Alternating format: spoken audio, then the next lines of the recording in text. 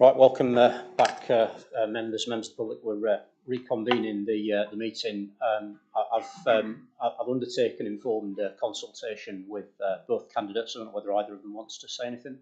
George? Yes, thank you, Tom, and thank you to my proposer and seconder for putting my name forward. Following the discussion of the informed consultation about the procedure and the process, and in the best interest of the National Park, I decided to withdraw my nomination. Thank you, George. On that basis, I note that we have one valid nomination for the position of chair. Jim, can I just confirm that you're still willing to stand for the position of chair? Yes, I am, thank you. In which case, as chair, I can note that that candidate is not contested at this stage. Can I just have a show of hands from members to confirm that you're happy to elect Jim as chair of the authority? Thank you very much. I see that's unanimous.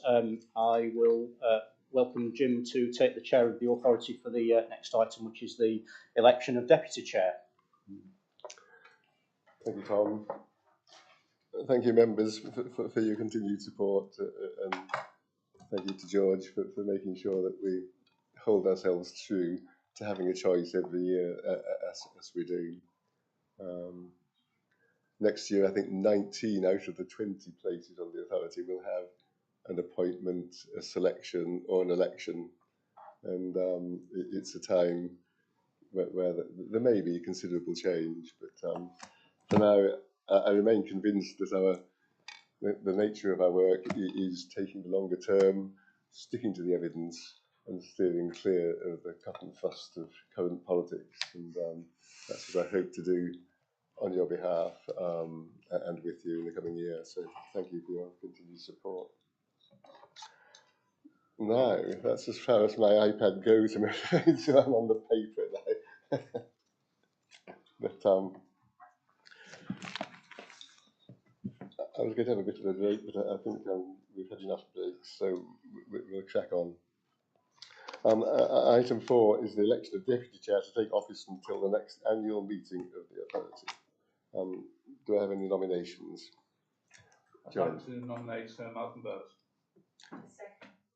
I'll take Bob as a seconder for that. Thank you, if you don't mind, Peter. Are you willing to stand for the coming year, Malcolm? Yes, very pleased. Are there any other nominations for deputy chair? No.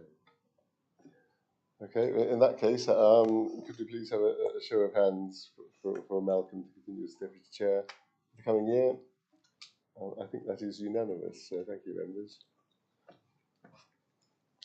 Now,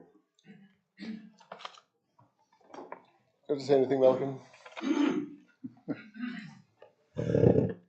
Yes, there's a few things I could have said, but I'll just keep it brief, I think, given the time. Thank you very much for the confidence that you've shown in me. I do think Jim and I make a good team. I'm sure I've not done everything right, and I'm sure you'll let me know when we can make things better. But we do work together to. I mean, we just have an affinity, the two of us, for this national park and its people, to make sure that things progress in the right sort of direction, as far as we are able to as an authority.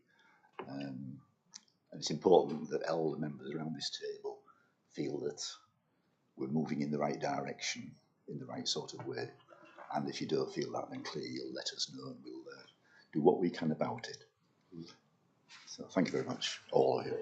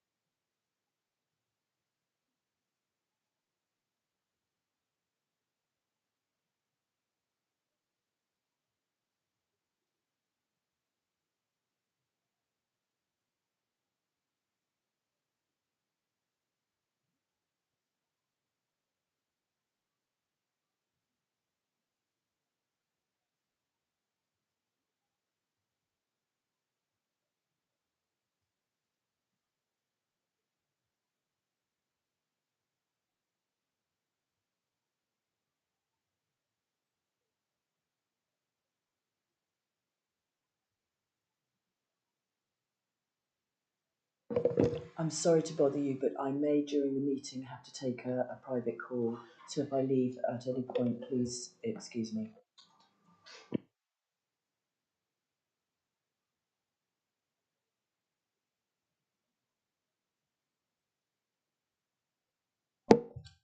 That's fine, so long as you don't miss something you want to say, and so long as we're quiet, then that's why there's a number of us.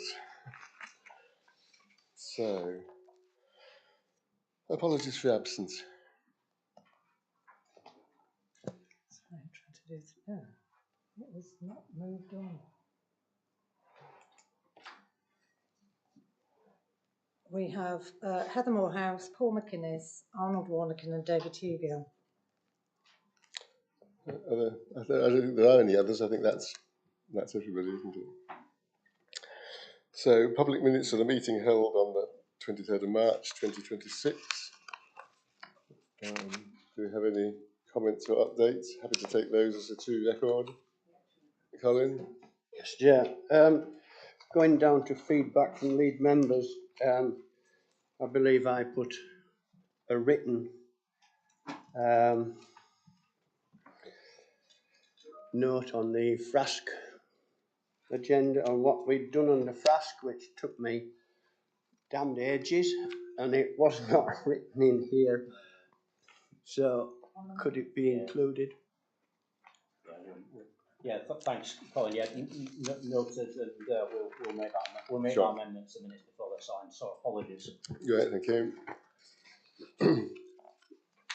With that, they're accounted for. Are we happy to accept the minutes as a true record? Thank you.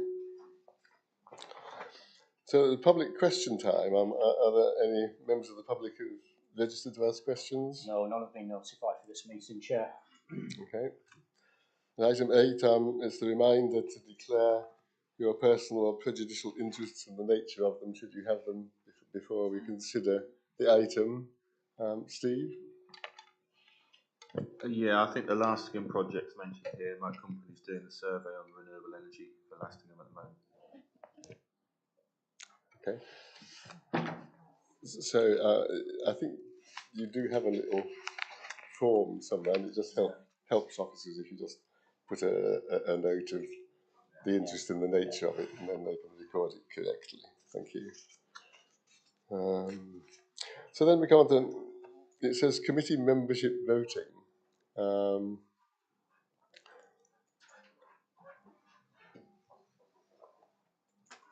So we have, I'm not sure, just, do we have a copy of the sheet I sent you? I haven't. Oh. It's the one that Victor sent you. Yeah. I haven't got it. Sorry. This is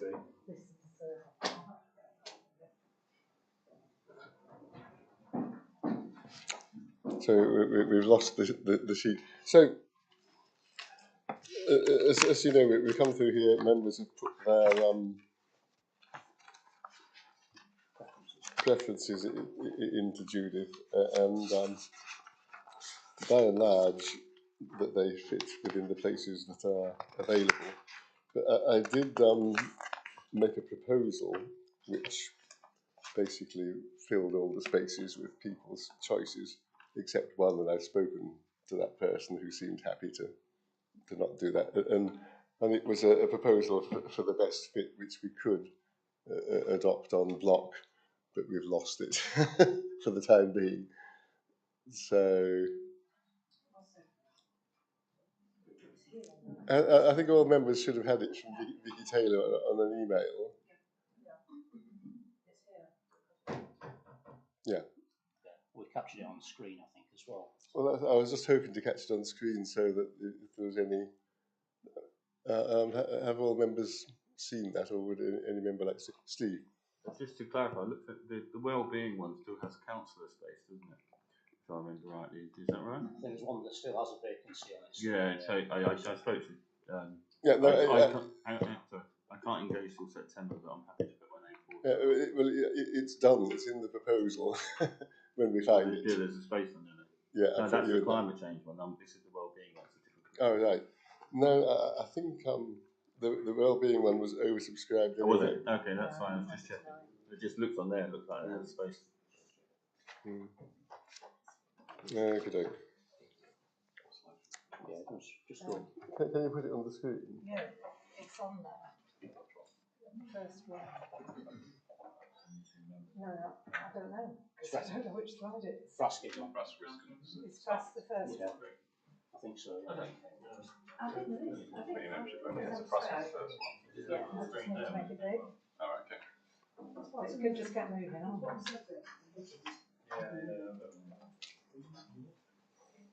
Right, we're on screen now, Jim. Okay. Can we get to this? Sorry? Do we have this on the screen? No. Okay. But we have the No, I've each only committee. ever done. That is on there. So exactly what's on there is on there. Is it? Oh, I see. You transfer this on. Oh, okay. By committee, yeah. By committee or forum. Right. I do apologise. So if what I could do is we'll just go through these proposals which have been amended so they fit, and when I've done that, either we can accept them or members can not accept them, and we'll have other proposals. So on Frask we have Heather Morehouse, Clive Pearson, David Jeffels, John Ritchie, George Jabor, Malcolm Bowes, Colin Williamson, Janet Waggett and Jane Harper, which is the right mix of Secretary of State and elected members. Malcolm. Can I just make the point, Chair, for benefit of members, where my name appears as I'm the deputy now, if another member wants to step in my place, then you can just speak up and replace me in any of these. Thanks, Malcolm, for confusing matters. Listen, what I'd also say is that you will notice from here that there are 2 places vacant who don't have an appointment because DEFRA have got behind schedule with their new appointments. We won't have them until September at the earliest, and given recent political shenanigans, it could well be Christmas. So the reason that a couple of those are put there and might perhaps stay there is that when those people come, that they could have a role to fill. So unless members are really desperate to do that, then like I said, this is everything that people asked for except one, and I've sorted that, I hope. So on to Climate Change Committee. We have David Hugill, Clive Pearson, Steve Mason. Oh. Go with what's on the screen. Go with the screen away. Elected Wellbeing, we have David Hugill, David Jeffels, John McHugh, Abida, Janet Waggett, and Jane Harper, which is 3 of each as required. I'm so sorry. I'm getting really confused now. So I'm not reading on the papers what's on the screen. Should I be? Screen's right. I think. Yeah, I know, but I'm looking at the papers, and it's. Am I incorrect? I'm looking at Appendix 1 to membership. Yeah. So this has been amended. So this is what was sent out earlier that we've all seen. So I should be looking at a different piece of paper. No, so the papers came out, and so I am amending this now with a proposal. Oh, okay. Which everybody can accept. Which we'll say going through those things one at a time in the secret ballot. Sorry, Chair, it's complicated enough without me. This piece of paper which all members received, and that has updated your preferences to make them fit. So I'm just checking that we know what they are because we don't have this piece of paper on the screen. So where are we now, Judith? Climate change, is it? Climate change is David Hugill, Clive Pearson, Steve Mason, Jim Bailey, Colin Williamson, Bob Marley. There's 6.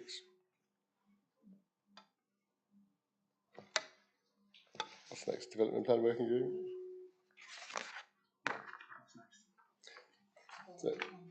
Development Plan Working Group, and again, I've put a couple of people on here as a bit of a flyer, but we have Clive Pearson, David Jeffels, John Ritchie, Michelle Donoghue-McCreef, John McHugh, Jim Bailey, Malcolm Bowes, not Jim Bailey, Colin Williamson, Bob Marley, and Janet Waggett.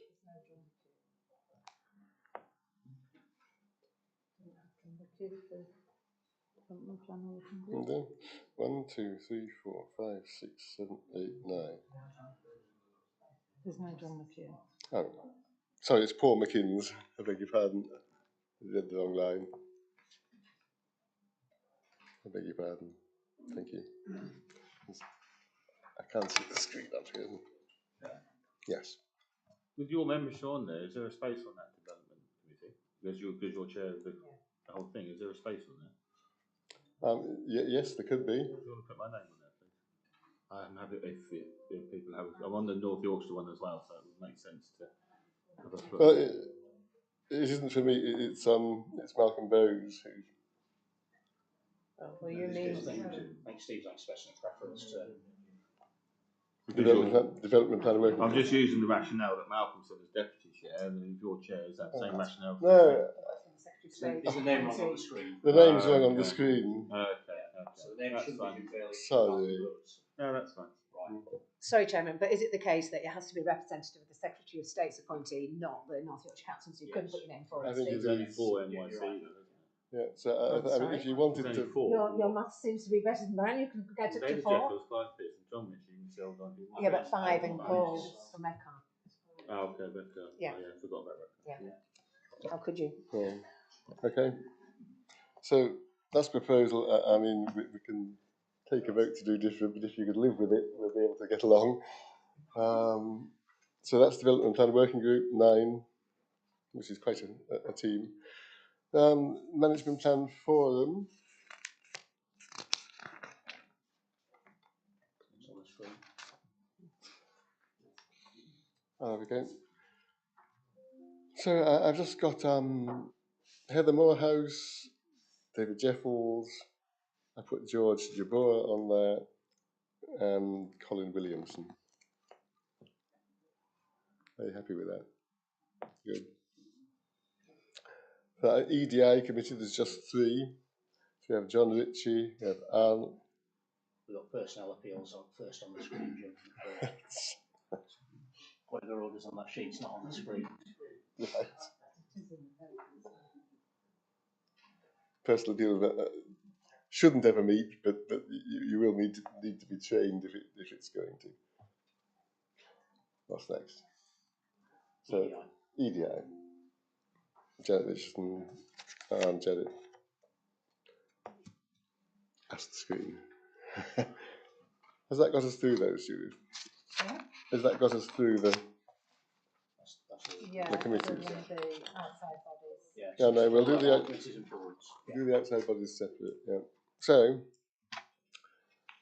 are members happy to propose and accept those on block? I think George is proposing that, and Jane is seconding it. Could we have a vote of hands, please? Yeah, sorry, I made rather hard work of that, but we've got there. Thank you, members. It's a lot easier than doing ballots for each one. So on to the outside bodies.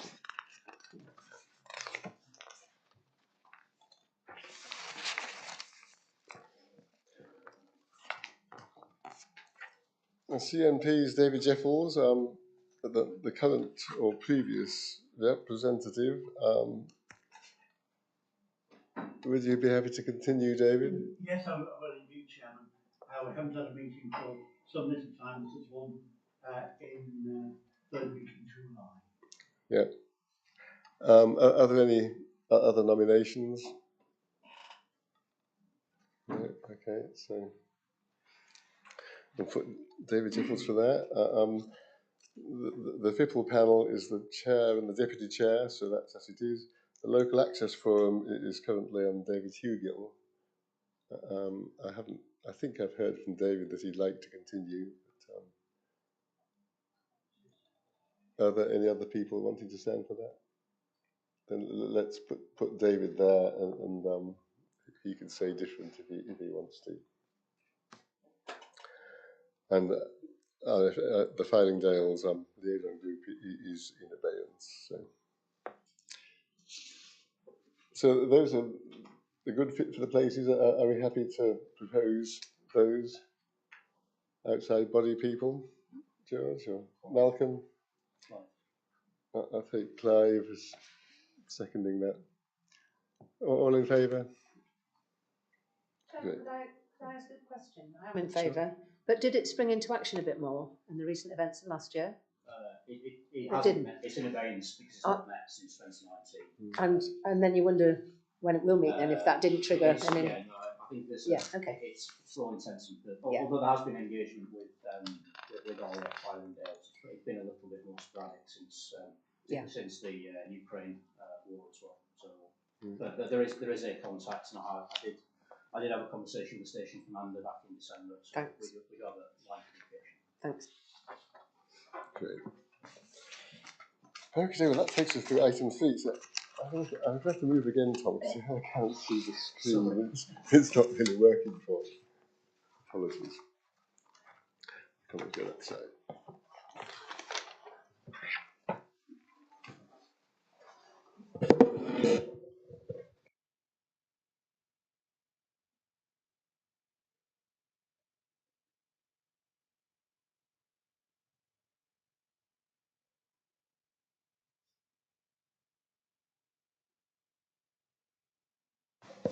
Okay. Sorry about that, members. So on to item 10, which is co-options to committees and forums.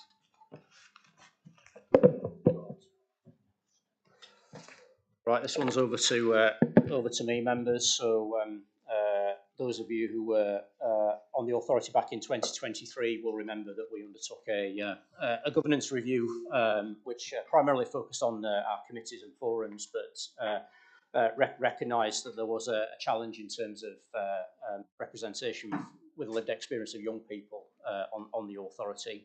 Members resolved at that stage to invite co-options to the National Park Authority through our Conservation and Climate Change and Recreation and Wellbeing Forum. When we reviewed the co-option process last year, we first of all extended the term of the first co-optee, Luke Holmes, who'd been supporting Patrick as the then chair of the Conservation and Climate Change Forum as a co-opted member. And members also resolved to move to open application process for a second co-optee to the authority. Formally, that co-option is a 12-month co-option, so Luke Holmes' co-option is a 12-month co-option. That will come to an end this month, and therefore, in order to secure Luke's continued involvement as a co-opted member, both in support of the Conservation and Climate Change Forum and as an observer for other authority business, members need to approve that co-option at this meeting. Secondly, the paper also notes the progress on the recruitment of the second co-opted member to support the work in recreation and wellbeing. That recruitment campaign very recently started. There is a promotional video which hopefully members have seen, which advertises the appointment. I can't remember exactly when that closes, Joel, but it's imminent, isn't it? So it's in the next couple of weeks, and thereafter, I think we'll be in a position to move forward with a co-option which will bring to the September NPA to support the Recreation and Wellbeing Forum. So the paper is seeking is noting the progress that we've made on that co-option, is seeking approval from members to reappoint Luke Holmes as a co-opted member to support work on conservation and climate change. Thanks, members. Any questions for Tom on that? It's been a long journey, and it's great that we're getting there. So hopefully we will have someone for recreation and wellbeing quite soon as well. When we started doing this, Tom, I think we did say that it was going to be a 2-year thing. Have we changed from that? It was an annual thing when we first resolved to co-op to review it annually. Of course, members can make a decision should they wish to extend that co-option for a longer period. But we didn't say it was limited to 2 years. I don't recall that, no. Anyway, it would be quite good to continue as we are until we get up and running. Jane. It's something I think is really important to encourage young people and to have them involved in the national parks, and I'm really pro it. From being on various committees and things myself, I feel your first year it's like a bit of a getting to know you year, and therefore I would feel perhaps going forward when we look at things, to look at it perhaps as a 2 or 3 year cooperation, so that people can really feel they can get their teeth into the job and feel that they're able to give a more knowledgeable feedback and input. Thank you, Jane. Very much agree with that. But I think hopefully in the coming year we'll get somebody in place for both of the forums, and maybe next year would be a time to again check in on how that's working and make some tweaks to that if we need to. So the recommendation is that members note the progress towards recruitment of the second co-opted member, and approve the extension of Luke Holmes' appointment as a co-opted member for a further 12 months. Are we happy to take that? I'll take Patrick and David Jeffels as proposing and seconding. All in favour? I think that's unanimous. Thank you. Right. So, on then to item 11 is strategy and business plan annual report. Yeah, I'm going to hand over very swiftly as he makes his way down to the front to Paul Fellows, who's going to give this report. I just remind members we bring an annual review of the delivery of the milestones that you set in March 2025 to the authority meeting in the following June. So this is looking backwards 12 months between April 2025 and March 2026 on the achievements of the milestones that you set during that financial year. And this is a scrutiny item, so Paul will doubtless give a very short summary and then invite any questions or comments from members on the milestones. I think you've partly covered what I was going to say there, Tom. Just to say, unbelievably, we are now in the 5th year of our business plan. So the report before you covers the first 4 years of progress against the objectives and milestones of that report. So the report has 135 milestones marked, and there's a summary in the report of how we're getting along against those. The plan is we will start reviewing the business plan end of this year alongside the management plan, which I believe Pete will be leading on. So this is the kind of end of the 4th year. There's a lot of good news in here.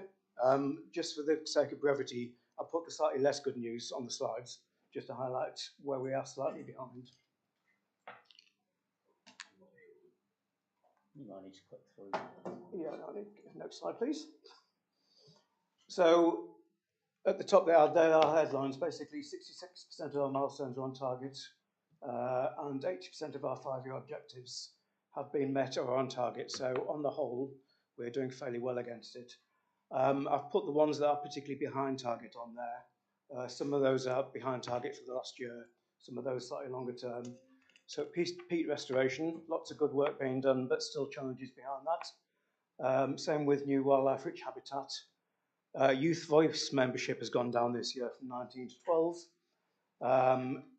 And Miles Without Styles, slightly behind, and the More to See cycle network also yet to commence as well. Can we put the next slide a bit? I think that might be it. Yep, and then other than that, social media is a really difficult one to measure because it's very up and down over the years. But for reasons in the report, that's been down this year. The customer satisfaction survey, we haven't forgotten about it, but it has been delayed. Planning agents forum and internal training we're supposed to do this year, we haven't, partly due to a lack of a head of development management. Peter is now working on that. We haven't delivered the hedgerow management sessions. And members will be aware we've struggled with affordable housing delivery as well.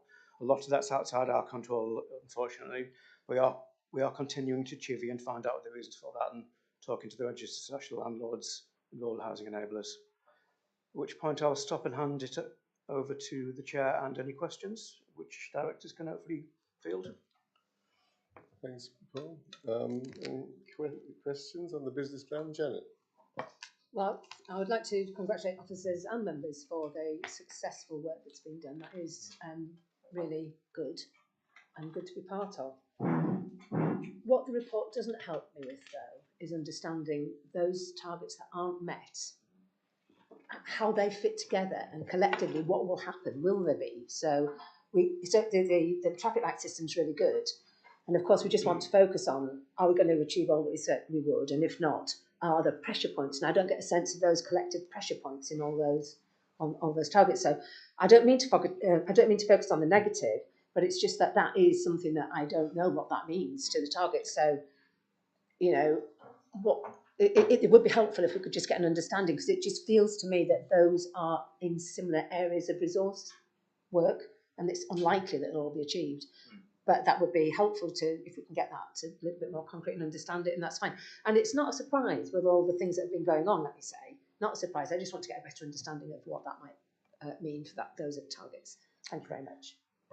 As I say, we're due to start reviewing this plan at the end of the year, and I think we'll learn lessons from doing this. I mean, I would say that it doesn't, you're right, it doesn't bring out trends enough in these reports.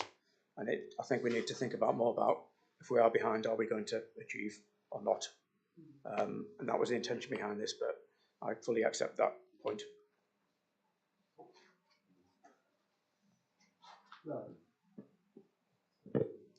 Yeah, I agree with that, Janet. And can I just say that I think this is a really good report. It's inevitably a long one because we as members have approved 100+ objectives that we're wanting our officers to achieve. So we need this report to come to us. We need this report to be here at this full authority meeting to give members the opportunity. It does occur to me, though, that perhaps there's not sufficient time to do the sorts of things that you're talking about in this meeting. And whoever are the lead members of the two fora may wish for those fora to have a look at the bits that refer to them and have a bit more of a discussion in that informal sort of environment about the nitty-gritty of this report.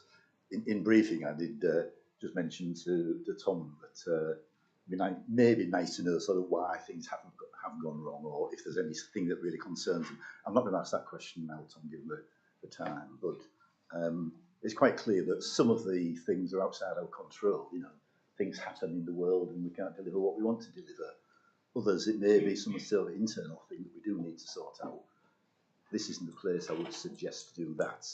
And if members don't have any further detailed comments, I mean, I'm happy to do the recommendation. But just final thing, just to make members aware, we're going to start the management plan after we start the local plan, and we're going to finish the management plan before we finish the local plan. And so they will gel together very well.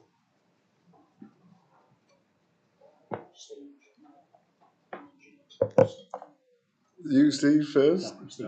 Christine, make your minds up.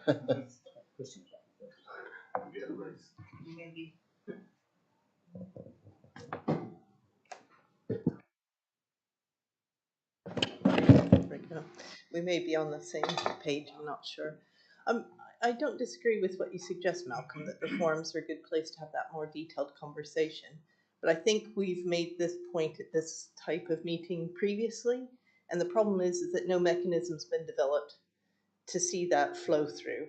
So there's a problem in terms of the governance, in the sense that if we want to use the forums for that purpose, then they need to have an agenda item ahead of this meeting where those things are discussed. And then there's some feedback brought to this meeting from those forums so that we can see that flow through. And that as members in this forum, we're getting that scrutiny back and ensuring that we're giving that feedback appropriately to staff and to Tom. So it's just a process that we need to develop and get kind of sorted. Thank you. Thanks, Christine. It's a point well made, and I note that the feedback on the forums on this agenda comes after we've considered some of the items, and I'm going to deal with that when we get there. Anybody else? Patrick? Very quickly, I agree with everyone. Excellent board. It is incredible how much work officers achieve. But given this is my last meeting, I think you might be being a bit harsh on yourself. So I just want to question. One of the bullet points said that National Park is behind on creating new wildlife-rich habitat. But that's a very specific definition in here. I mean, the work we're doing on the Whipple, for example, we're creating lots of new rich wildlife habitat. So someone could read this and misinterpret it. And I just think it's very important to be very clear that it's a specific target that. I think it's to do with Lincoln Levisham, which hopefully will come forward. So don't be down on ourselves. We are doing great work. Thanks for that. So I've got Steve and then Jane. I echo both points, actually. I think, right, some of the work being done on some of the wildlife habitats is great, but we are still behind. And so I look on being on the Climate and Conservation Forum now, it looks like we've got a bit of work to do to understand why. It is, I think we do need to bring this thing back to the chamber, because there's a lot of people in the room who won't be on the case with it a bit more. So I think we do need to discuss it a bit more here, particularly around some of these forums, because they are interlinked. So I would welcome any mechanism that gets into place that something comes back on a regular-ish basis. I don't want to put too much emphasis on the forum either.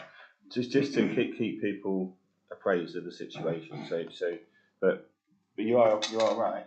Wildlife restoration is good, but the figures are quite stark as well. You know, and I understand why. There's landowner problems. We had responding to the fire last year. So there's lots of mitigating circumstances, but I do think we need to understand those a bit more. Thank you, Steve. Jane. Just a clarification question, please. When we say we're like 75% target met, 82%, is that purely for this year, or is that overall for the 5 years in which we're achieving all the 132 targets, please? That's both. That's both. So there's two tables in the report. So the first one is for the outcomes, which is the whole 5 years, and then the second one is for the first one's for the milestones, which is this year, and table 2 is for the 5-year objectives.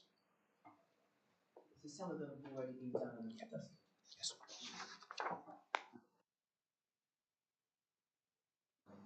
Go on, Tom. Yeah, I think just if there are no further questions from members, I mean, some helpful observations and comments made there. I don't want to get too hung up on process now, but it's clear to me, whilst we've sort of lived with this kind of mechanism for scrutiny, it is quite long. Milestones are written at slightly different levels across the organisation, which means they're not always consistent. And I think the point that Janet makes about tracking this over time is challenging, even though I think we've sort of got down to a mechanism now for being able to say whether we've done what we said we'd do at the start of the year within the year or not. So do want to reflect on that. We're due to have a strategy session with members in October, where I want to bring the whole conversation about partly the National Park Management Plan, but more importantly us as an organisation, what we do, because the whole point of this is to focus on our delivery, and for you as members to hold us as the executive to account on that. So we try and be as transparent and comprehensive as possible in all that, which is inevitably why it's quite detailed. And therefore, I do agree, and it's consistent again with the governance review in 2023, that it's important this comes back to members annually. We do it every 6 months, but certainly annually, to look at how we've done in the round. It also deals with some corporate deliverables as well, which lie outside of the kind of stuff that we do out there in the place. There is already within the scheme of delegation, the terms of reference are set for the forums, which include supporting this authority in terms of its policy work and scrutiny. I think the way that we've conducted the forums has tended to be through deep dives, by using the forums to go deep in particular areas where we where we focus delivery. But I do think there's a useful observation about how we use the forum meetings before the end of year review. Let's assume that it's still at this time of year, to do a wash up on how we're doing. And so I will resolve to discuss with Joel and Bryony how we work with the new chairs, subject to who the two forums elect as their chairs for the next 12 months, to work out how we build that as a slightly better governance mechanism into the process by which those two forums undertake scrutiny, which is part of their purpose. Thank you, Tom. And just for me, and the business plan is quite long and wide-ranging. We're reviewing the management plan, which is what happens for the place. We're going to set a new business plan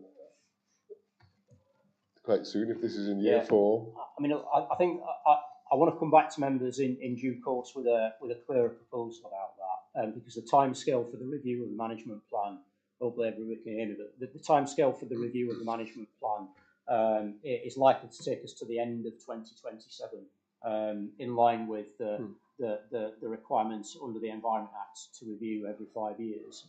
That being the case, if we were to adopt a new strategy and business plan, we'd be doing that prior to the adoption of the new National Park Management Plan.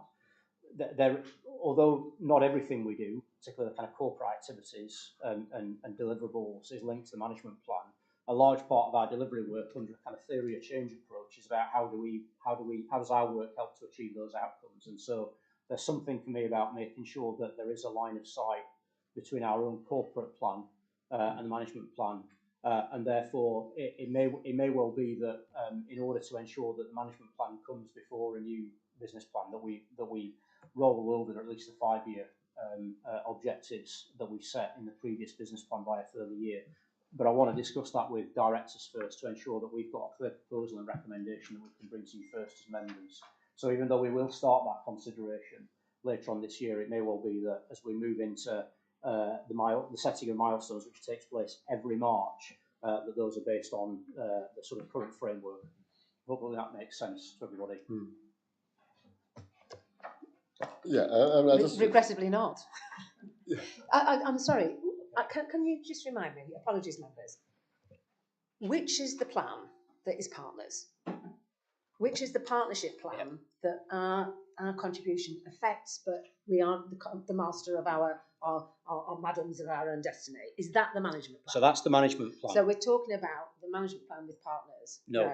Here we're talking about the authority's corporate plan. Right, thank you. What do we do? So it's part of our work, of course, helps to secure the delivery of management plan. But you are talking about the management plan is our partnership plan. Exactly. Yeah. That's where I must store that in my head more it's okay. clearly, because I lose that. It is confusing. Yeah. Thank you. Sorry, Chairman. Okay. Yeah. So I think that's right. I mean, and the point is that we can't scrutinise the authority, and members of the public can't look into our budget and expect what they're going to get their money spent on if they can't see a business plan. The management plan is the direction for the whole North York Moors. The business plan is what the North York Moors National Park Authority is going to do about that. And we can't hold officers or be open about our spending if we don't have a plan to be accounted to. So I think it's really important that we have the plan that fits our objectives, and our objectives are changing. I think it's also really important that we don't not have a plan. And so during the summer, we need to have some form of at least deciding the way forward until the management plan is finished, so that we have something to hold budgets and public money to account on. That said, the recommendation is that members note the contents of the report and offer any comments. I think we've done that. I can propose it. Happy to take that from the chair. Are we happy with that item? Shall we move on? Okay.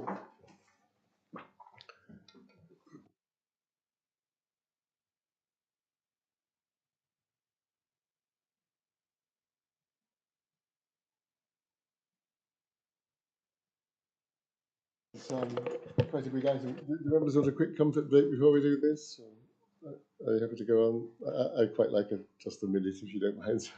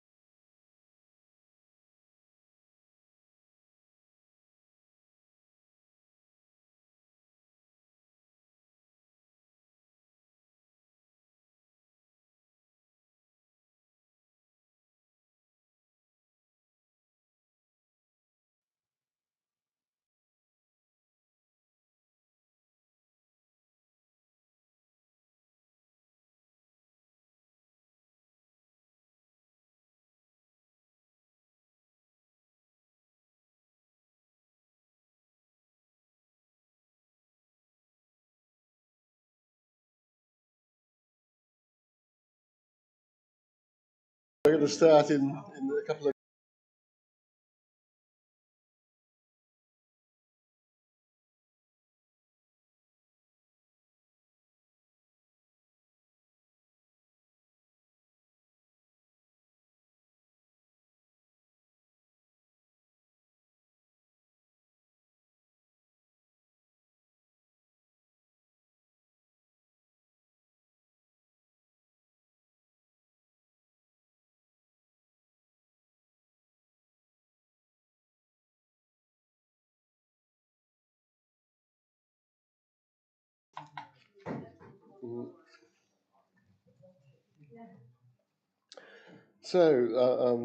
thanks for that.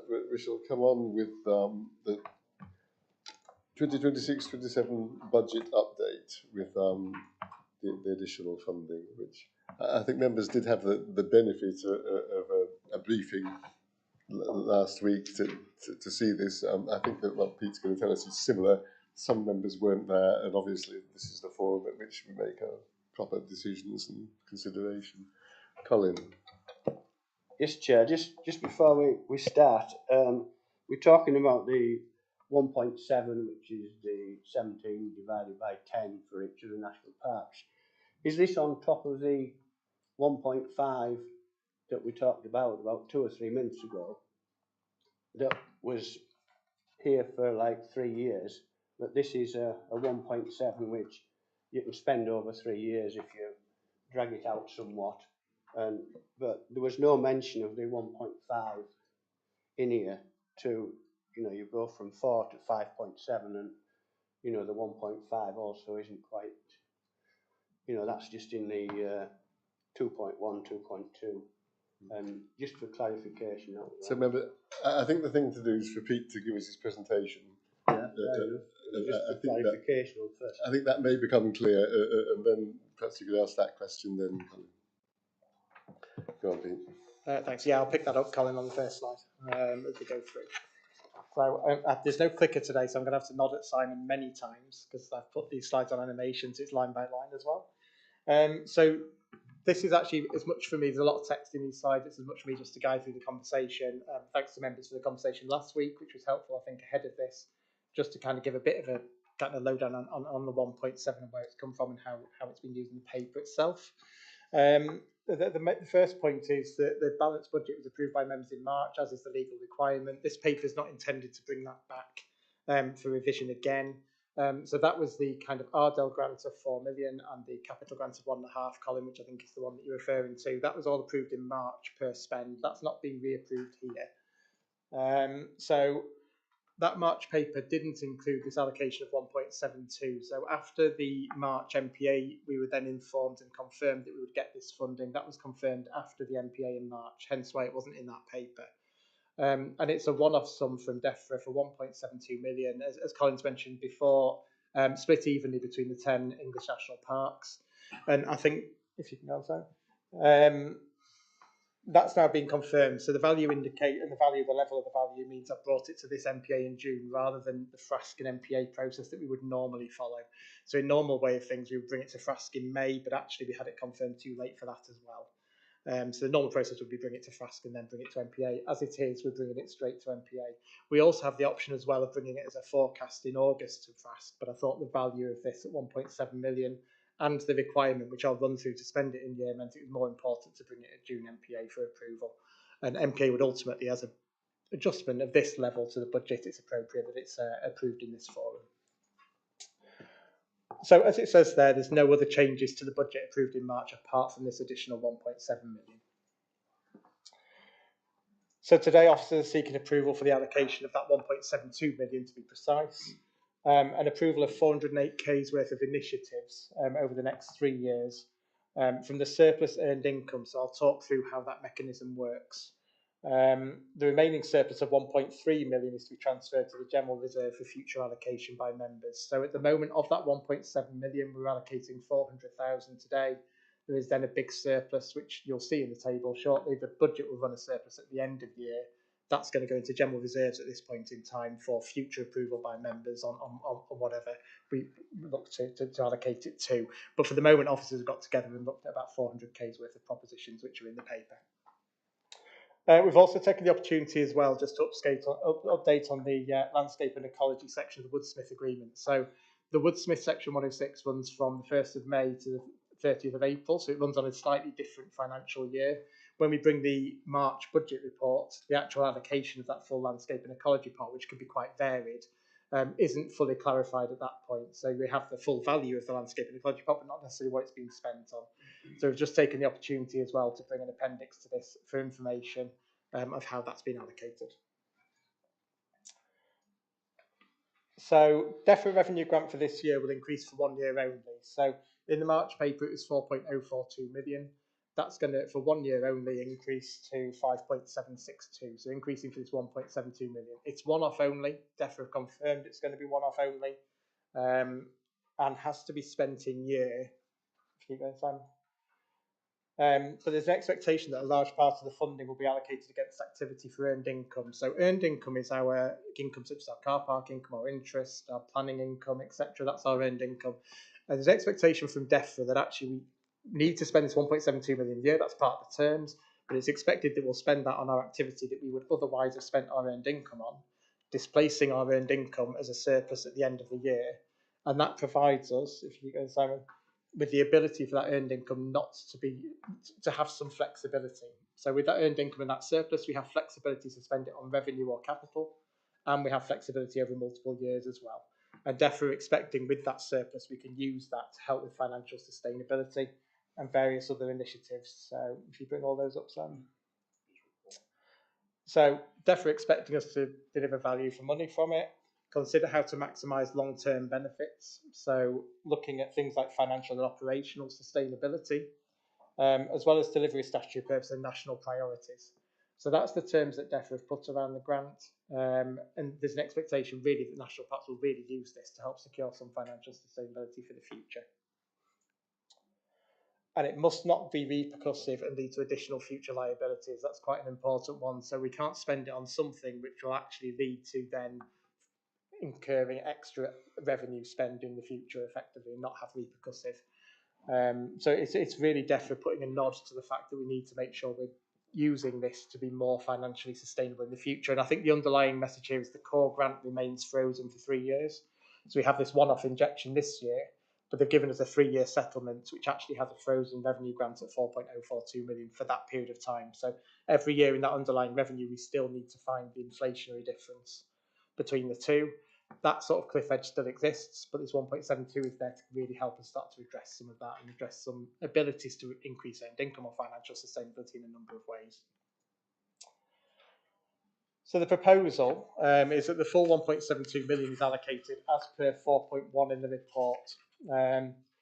Ensure that it's spent into financial year and it frees up the earned income. So table 4.1 allocates the 1.72 million of DEFRA grant against a number of activities and areas, all of which are funded currently by earned income. That earned income is then freed up. So we have 1.72 million of freed up earned income. And keep moving on. And on the basis of that earned income, we then have the flexibility to consider a number of options. And we've done that looking at things like financial organisational resilience, deliverability, so making sure whatever we do is deliverable. We know that at the moment we have a number of pressures in the authority from a staffing perspective, and we certainly don't want to put more things on top of that will pressurise those even more. And also contribution to nature recovery in 30 by 30, and certainly in every DEFRA conversation in the last sort of 6 months, so 30 by 30 has absolutely been at the forefront of conversation. That includes our 1.5 million capital as well. When we brought it in March, we talked about that funding, and again that emphasis from DEFRA around making sure that we are looking to allocate and deliver 30 by 30 on their behalf. So again, as a subtext to all of these conversations around grant, 30 by 30 does recur frequently in DEFRA conversations currently. Proposals are laid out in Appendix 2 and seek to allocate 408,000 of that earned income surplus of 1.72 million. So they include additional resilience in pressure services. So at the moment we're seeing a number of services with considerable pressure operationally that are both limiting in terms of how much we can deliver, but also putting serious pressure on certain teams. So there's some allocated to that. Investment in staff. So there's a couple of things in there as well about investing in our staff. Health and safety, HR and finance improvements are in there too. So our corporate centre in particular hasn't grown at all over a period of time while the organisation has doubled. And we've seen some serious pressures in 1 or 2 areas there that we need to address. And then finally, some bridge funding as well for a couple of areas, one being apprentices and one being young ranger services. For both of those, we need to look at ways of sustainably funding those services.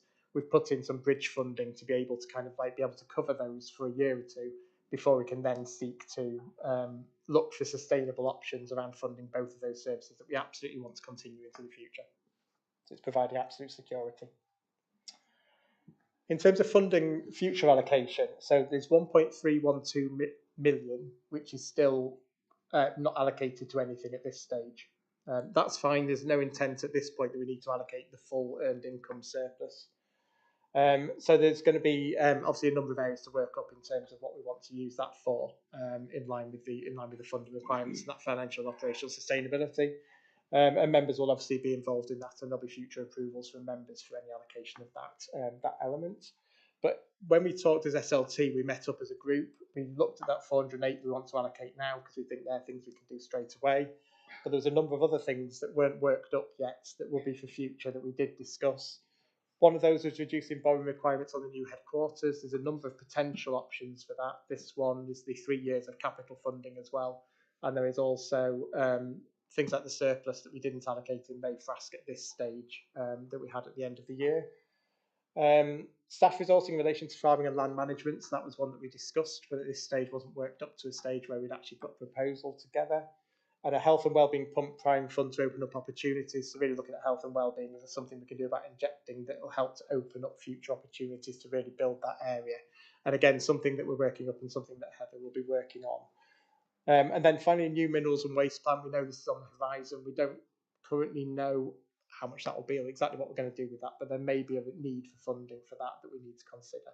But at this stage, we don't have an idea how much that will be or what we need. So that will be, again, future approval. And then increasing the reach and impact of our engagement work with children and young people. So again, this is one that we talked quite a lot about, how we might use some of this money to assist with that area, particularly around making sure in the future it's sustainable. And that's something, again, that Heather within that department and Joel are working on to bring proposals for future. So in summary, this is what the budget table looks like now. So the middle column in particular, you can see is the 26-27 budget that was approved in March. So expenditure of 17.8 million. You'll see that's only gone up slightly, and that's because that 408,000 over 3 years is 200 or so thousand, which is in year one. So expenditure actually has only increased a small amount, but you'll see the income's gone up by the 1.7 million. And you'll see that drives down to the bottom with a surplus of 1.455 million at the end of this year. Next slide, Simon.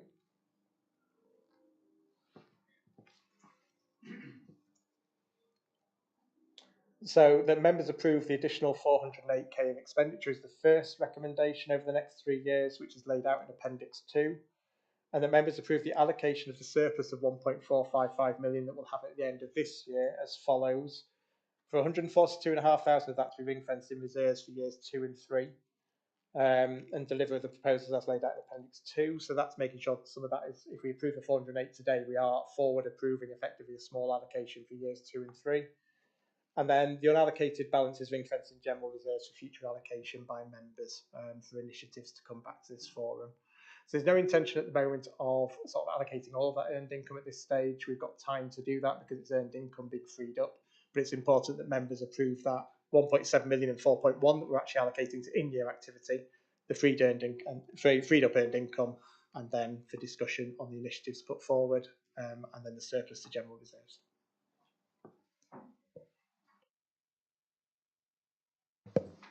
Thank you, Pete. Questions? I'll start with Janet and then Jane and Steve. Thank you, Chairman, and thank you, Pete. Thank you also for the member briefing on this item, because as a member that isn't on the Frask meeting, that was really helpful to get into more of the detail that other members have, possibly more to hand. A very helpful report. If I could, sorry, there's lots of echo. There is an item on the agenda later on, Chairman, and with your permission, may I be able to read across the two? Because I have, as the Chairman of the Recreation and Wellbeing Forum, put in a report from that forum that was held late. It was held in the beginning of June, and there are recommendations there to say that the Recreation and Wellbeing Forum have done quite a lot of scrutiny linked to the plans that I will get right, the business plan, the corporate plan, but looking at how we believe that we need to use resource. And there are areas of activity that from youth rangers to external funding to all sorts of things in there. So I'm just trying to link members reading across to those two items because it is relevant to this. I hope that it will be considered and that recommendation approved, and that we find a way of understanding how, if it is agreed, how we then get to move that proposal forward. Because if whoever the chairman is of that forum, if they get proposals that they're done in year and they're done quite quickly, and is it a FRASC agreement? Is it a NPA agreement? We need to understand that so we can get our skates on. So I'm just making a plug for that, and I think we are getting a clearer idea about what the mineral and waste plan may be in the future, the cost of that. And again, we've got a report later on the agenda for that as well. So it's just trying to understand the mechanisms for getting those proposals forward and getting the budget approved, because they all have a timescale, don't they, whether it's FRASC and then to NPA or which way it works. Thank you very much. Yeah, just to say at this stage we don't have a clear view of exactly how we're going to do that, because we don't want necessarily every single one to come piecemeal. So there may be something about doing something collaborative with members and bringing in reports too. I would suggest NPA if it's going to come from reserves. So I think it just needs a little bit of thought about how we do that in a cohesive way. So yeah, point taken, we absolutely need to bring forward a structure to how we allocate that remaining 1.3 million.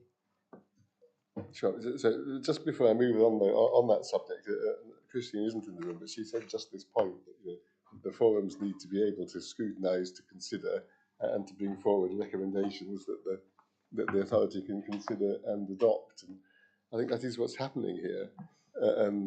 But I just want to be clear that when we get to the update that's been put on page 96 of the paper form, that it is possible for the unallocated figure that we're looking at there to be allocated to that work.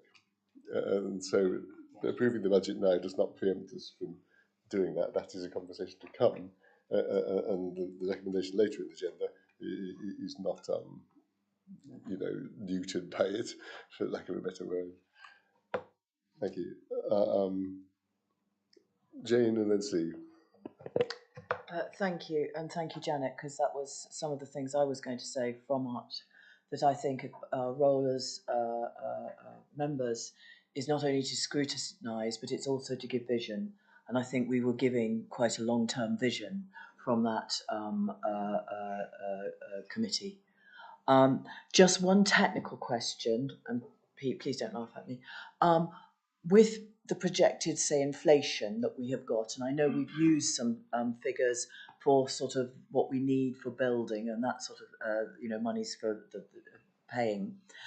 Of that 1.32 that we've got left, which we've been told that's what we've got to use towards our core grant for the next 3 years, how much of that is sort of inverted commas would we have to put aside to maintain the inflationary element of the core grant, so that we can maintain those things before we consider what else to use? Does that make sense? Sorry. It's a really good question. So more or less for every % of inflation, we have to find approximately 50 odd thousand pounds worth of money. That's between pay and overhead inflation against our core budgets. So if we're assuming 2% in the future, which we are, although inflation is somewhat stubborn at the moment and coming down, sort of 2% would be sort of £100,000 a year that we'd need to find. So 200,000 by the end of the period, because this year we're okay. What I would suggest is that we've always addressed it strategically and in advance. So we've never relied on, say, reserves to plug a gap or one-off funding to plug a gap. I would suggest we don't use this money for that purpose, to plug a gap, because actually all we do is we use that money and in 3 years we're in no better position. I think what we need to do is strategically look at it and put initiatives in place that help to maybe change the funding of current core initiatives, other things we can propose that will help to open up project pipelines for the future, which then helps to that service to continue and grow, actually, maybe in project spaces, that then take it out of core grant and address that deficit and ongoing deficit that way. Otherwise, I think all we end up doing is using one-off funding that we only get once to plug a gap and end up just in the same position in 2-3 years' time without the one-off funding to actually help resolve it. So I think when we're looking at these initiatives in different forums, we need to be saying, how does this prolong the service sustainably in the future away from core grants? Because that's still where it's going realistically. How do we get this service funded in a different way? And we've seen it, we've done it successfully in many different areas over the best part of a decade now, of constantly looking at the different funding sources, whether that be external funding projects, Section 106, increasing our commercial income, to make sure that we actually constantly address these deficits in advance and never look to just plug gaps. And that doesn't mean that actually when it comes to the budget, we can't plug a gap temporarily if we have a plan. We maybe still do that, but I would rather do that from other reserves and use this money to really help to prolong the future strategically of the organisation. And I think that's part of what some of those member sessions we've had in the past as well, where we've had members look at the strategy for the future and about how we do that sustainably. I think that needs to absolutely be in the back of mind as we look at how we allocate this funding. But it's a really good question, thank you.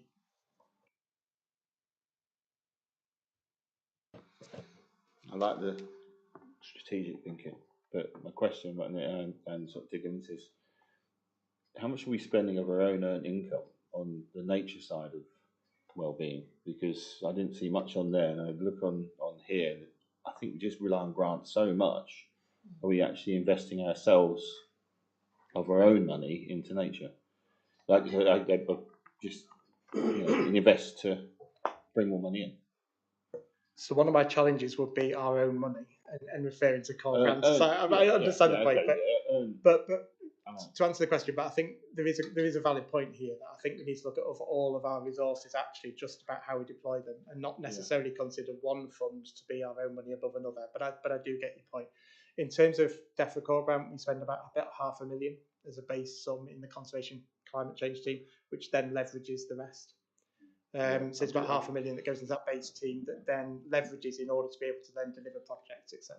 Yeah, I'm just sort of concerned. Maybe this comes from an experience elsewhere, the cliff edge of grants in projects, and actually where we need to start thinking of our own sort of sustainable development ourselves and what we're putting in ourselves, really. Yeah, I understand the question. Yeah,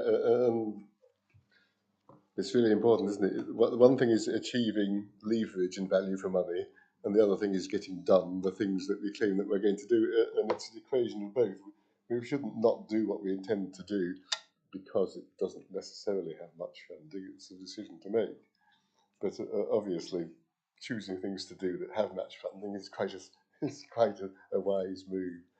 And I very much welcome the proposal to bolster Ellen's work in seeking ways to make those things better matched and more sustainable. I make the point, though, that match funding, project funding, core grant, whatever it is, 3 years is a long time. And to be honest, whatever you do, you don't have surety in this work much longer than that, to be honest. If I think of our budgets of the past, we're always looking at gaps and always finding ways to fill them. So, I think we should take heart in being brave and doing the things that we need to do, and not just be cautious until you can see the money. Go on, Pete. Just as one other point as well, the business plan that we set is very much intertwined with our financial position. So the business plan that we set is the delivery that we can deliver in the financial position we have. I think if members feel there are areas that we're not hitting in the business plan or anything like that, that maybe is an area to then point at other things in the business plan we should be doing that we're not doing, and then we try and match the funding to that. So at the moment we have a business plan position that's matched by our funding, whichever source it comes from. But if there's things we think we aren't doing in the business plan or things we should change, that's probably the area to do it, and then the finance follows, and we look for opportunities to do that. So I think maybe that's the intrinsic link between the two is quite important. Thanks, Pete. And I mentioned that before, that we shouldn't not have a business plan, because otherwise the public can't see how we're going to spend their money. And so our business plan's coming to its last year. We don't have a new business plan.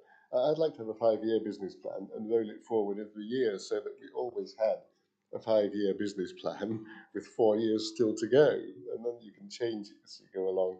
But that focus on direction helps you find match funding, helps you find projects, helps people know what to expect from us. And we've had that conversation, but we will make sure that we extend the expectation of our own work in the business plan, and so that we can monitor to it. Did you want to come back, Steve? I have real sympathy with you, it being a public body with a short-termism of accounting. It really must be hard for you. But is there any, and I've been talking to North Yorkshire Council about their new Section 151 officer about how we can look at more strategic development work as well. So in the plan, can we look 10 years? So what are we investing in now will start turning a benefit in 10 years to cut, particularly around climate change and external impacts and everything else. So I just wonder whether there's something we can, is there something on that? I'm sure Pete will have a view, but absolutely, Steve.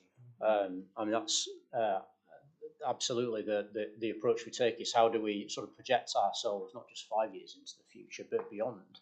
I work on I think a plausible reality, which is that funding from central government, barring one-offs like we've seen now, will not increase, and therefore the long-term sustainability and ambition, because I want us to be ambitious as an organisation, comes from us increasingly diversifying. I am interested in the whole kind of nature finance. I'm off down to the South Downs after this meeting, and hopefully we'll hear a bit from some of the work that they're doing down there, which is probably the sort of at the forefront of where some of the national parks are in relation to green finance. But we have to be mindful of how the sort of rest of the community comes with us. But things like, for example, the Lincoln Levisham project, and members hopefully had the opportunity to see a little bit of that on the site visit last week or the week before. Projects like Lincoln Levisham, which are looking 20 years down the line, subject, of course, to long-term approval from DEFRA and Natural England, are all about kind of obviously they're about delivering habitat improvement, optimisation for nature recovery, climate resilience, but they're also about financial sustainability for us and our commons as well. So they're really important in that context, in making sure that we're not only thinking definitely about our delivery, but how do we do that in a way that's financially sustainable, and thinking not just 2 years out, but 10 years and beyond. No. Thank you, Tom, for mentioning the commoners in that. Colin. Yeah, 2 points at 4.4. Health and wellbeing pump prime funds to open up future opportunities. It was only maybe less than 6 months ago that Jim suggested, well, maybe it'd be a good idea if the handle that the trust has on health and wellbeing now, that they took the lead on health and wellbeing for the most part, rather than us duplicating what they're actually doing. And the other one was increase the reach and impact of our engagement work with children and young people. Now, it was only a couple of years ago that you yourself, Tom, said it was too expensive to work with young children in schools, etc. And we were pulling out of that. And now you're looking at going back in. Is this because you've seen the light and you think it should be a good idea where it wasn't 2 years ago? But it just seems, hence the pun, have you done a U-turn on it, like some others do down south? I'm mindful of the conflict of interest here in relation to the North York Moors Trust that you and I both have as trustees, Colin, in relation to the first point. I think on the second point, look, we have the business plan talks about focusing on underserved communities. We've done that as well. I still think, for me, you obviously as members decide, and the Rec and Wellbeing Forum have had some discussions around that. From a personal point of view, I still think it's really important we focus on underserved communities. Why? Because I think that's where you can make the biggest difference in terms of return on investment. But it'll be for you as members to decide. What 4.4 is doing is identifying areas of opportunity that are being discussed by officers and indeed with members. They're not definitive at this stage, Colin, so I wouldn't take any of that as definitive. as Pete indicated, Joel is working very closely with Heather to work up some proposals pursuant to the conversation at the Wrekin Wellbeing Forum. Thanks, Tom. So I think I'd like to move along.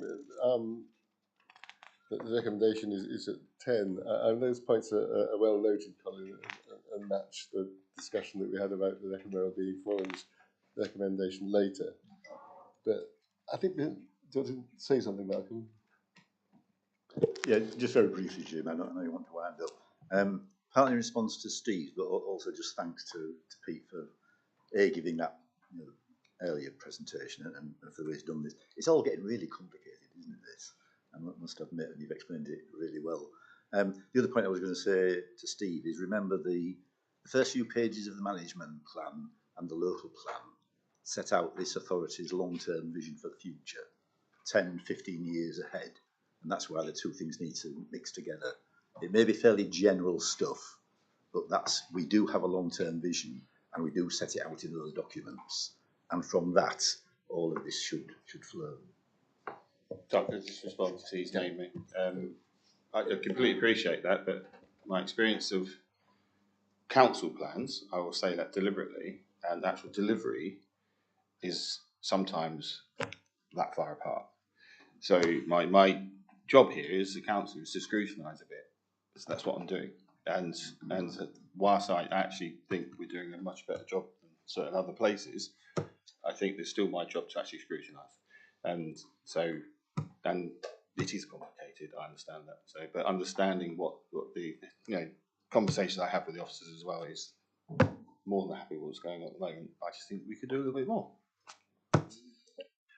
Okay, members, I can just settle you down and we'll move along. I think Malcolm said what I was about to say, which is that we have had a surprising windfall in funding from Debt. We should be really grateful for that. We were never expecting at this point to be looking at 1.3 million unallocated, were we? So let's rejoice in that. I'd also like to commend Pete for dealing with that fiendishly complicated business, which has managed to make a one-off contribution kind of spread over a longer period. And I'm not exactly sure how, but I'll leave that to him and Tom to make sure that that's done properly. And so we are managing to eke it out by switching funding here and there to get a longer benefit from a one-off hit. But it's also really important that we don't sit there with that money unallocated and without something meaningful and understood to do with it, because that will affect us badly in the future as well. So I think it's really important, in the coming year that we do find doable and valuable projects to get this allocated, so that we can get on and get it out of the door. But with that said, on the recommendation at 10, 1 and 2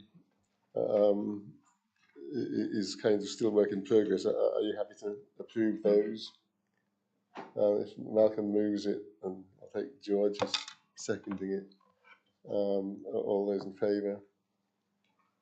I think that's unanimous. Thanks, Pete. So, the membership of the National Parks Foundation. Is that you, Tom? Yeah, this is back to me. Something completely different again. So this is about our UK working as a National Park Authority. Members will recall we had an informal briefing back in, I think it's February, where I talked a little bit about the relationships between the National Park Authorities and our UK and English organisations. So the UK National Parks Foundation was registered as a charity back in 2019. Its charitable purposes align very closely with those of national parks across the England and the two devolved nations in which there are national parks. is set up as an independent charity, but has been supported in terms of its staffing resource by National Parks Partnerships. And members will recall that we are a member of National Parks Partnerships, which acts as our kind of corporate sponsorship arm. And again, I'm expecting a presentation when I'm down in the South Downs, updating from NPP. Part of the reason for the creation of the foundation was a recognition that in some of the early conversations that NPP had, there was an interest from corporates to, and in the sort of ESG commitments of certain corporates, a requirement that funding was delivered through a charitable vehicle. And so the foundation was partly set up with the view of creating that charitable vehicle to manage funds that were provided through the sponsorship that was being developed by NPP. And so it's kind of worked largely in that vehicle. For various reasons which are set out in the report, the North York Moors National Park Authority decided not to become a member at the time and have remained out of membership until this proposal that I'm bringing to you today. That said, we have benefited from funding that has been channeled through the UK National Parks Foundation. Most recently, some additional funding thanks to generously support from a catering services company called Levy to extend the range of the Grubs Up project, which is coming through the UK Foundation. So one of the reasons we had, I think, some initial concerns about the foundation was just ensuring that it was able to clearly manage conflicts of interest and conflicts of loyalty and its governance. And initially, the composition of the trustees was drawn from the national park authorities. Recently, the foundation's gone through a governance review and has identified a need to broaden its governance and make it more independent. And I think that's a welcome move.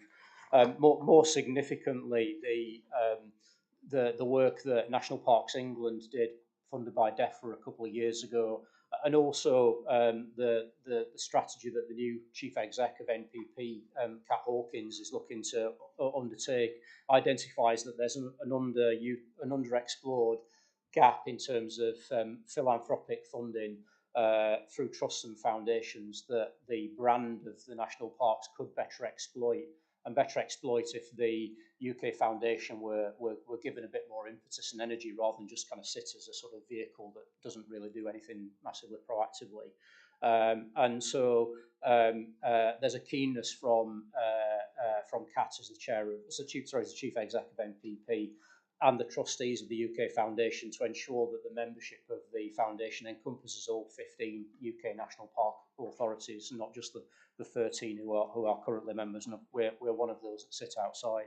I personally feel that any reasons that we may have had for staying out of membership, I think, have subsided substantially, and in particular the risk of cannibalisation of potential opportunities with the North York Moors Trust, I don't feel has been justified on the basis of the experience that we've seen over the last few years. I think the Trust is developing, as Colin's indicated, really successfully in terms of its ability to raise funding locally and nationally, particularly locally, and I don't see that conflicting with the UK Foundation. And so, given that the Foundation is keen to have a united front, and we as an authority have always taken a very strong view that we commit to national working, I feel it's appropriate, therefore, to resolve that we apply to become a member of the UK Foundation, and that's my recommendation to you.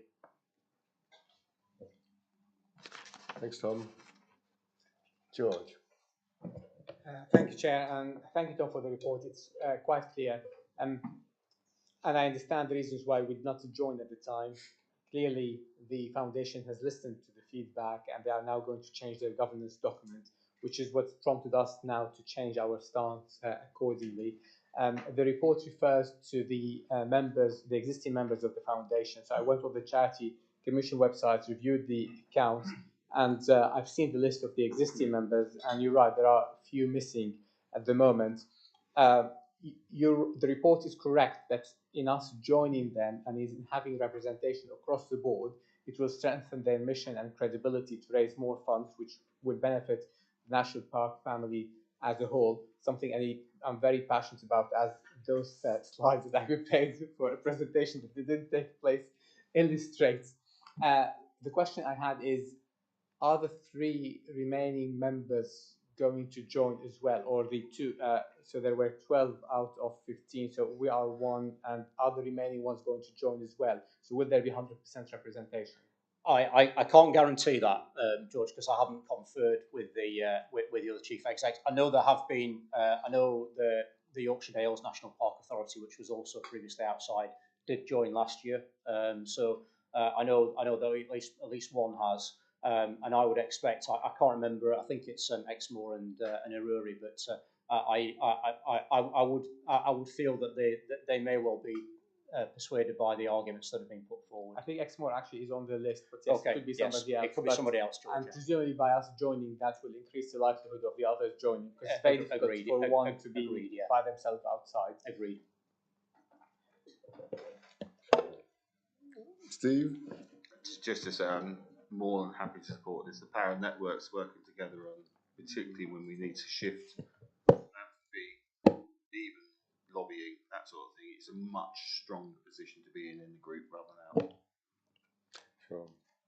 And I think this is, I do remember this coming forward as part of National Parks Partnerships, and the argument then was that National Parks Partnerships is a company of a type, and that we needed, the words were a charitable bucket to get donations, but we always said, that's just not legally possible. You cannot have a charitable part of a company linked together. They have to be independent.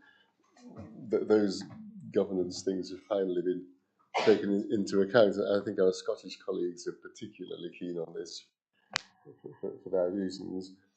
But I know at the time we felt, until that stuff was sorted out, I think there was only 7 or 8 of the 15, and we felt that actually, a foundation has been started in the 15 national parks names, with only one more than half of them in agreement to that, and that didn't feel a very good way to go forward. But time has gone on.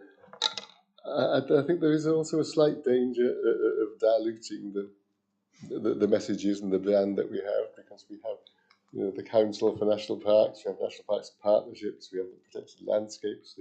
There's a number of things which are our own trusts and many other trusts, and there's a number of things which are in the National Parks name, but actually not connected to the National Park Authority's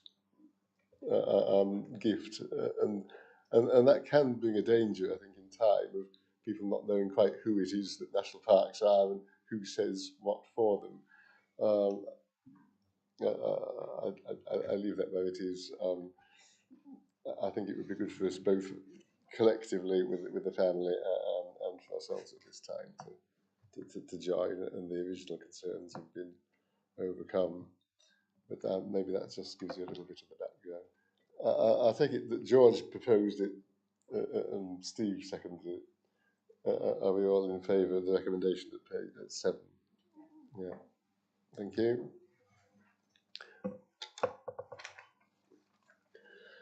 So, item 14 is the Joint Minerals and Waste Plan. Options for review. Leading on to the uncertainty at the budget. This is hopefully going to bring a bit more certainty. Is that you, Paul?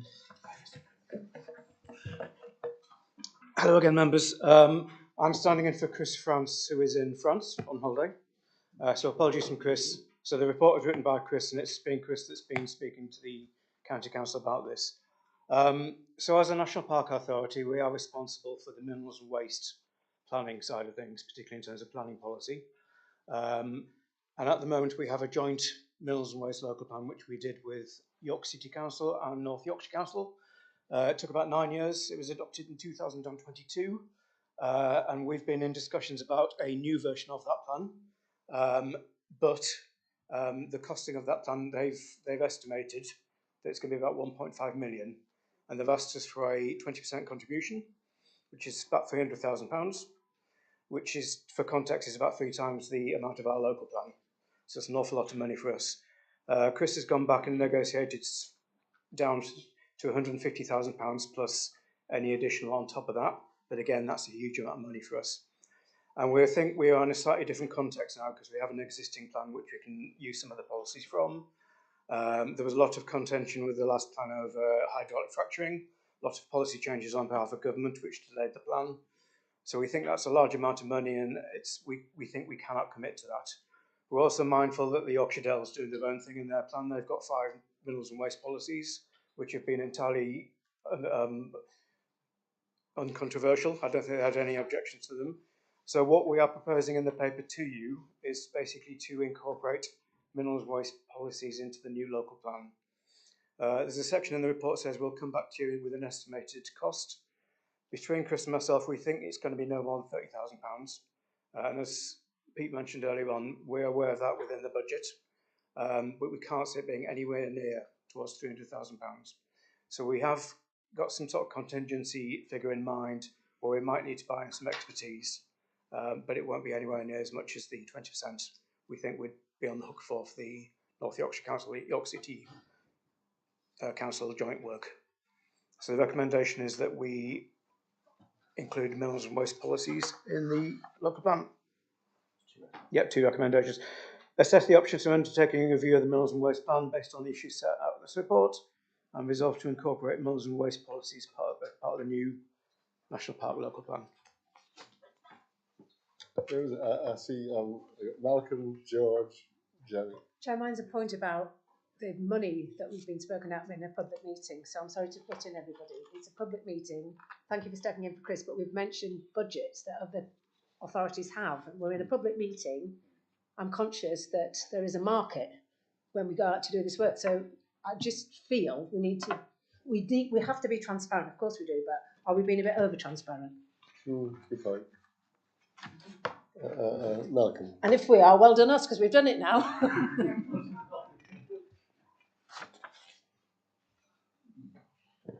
Yeah, thanks very much for that, Paul.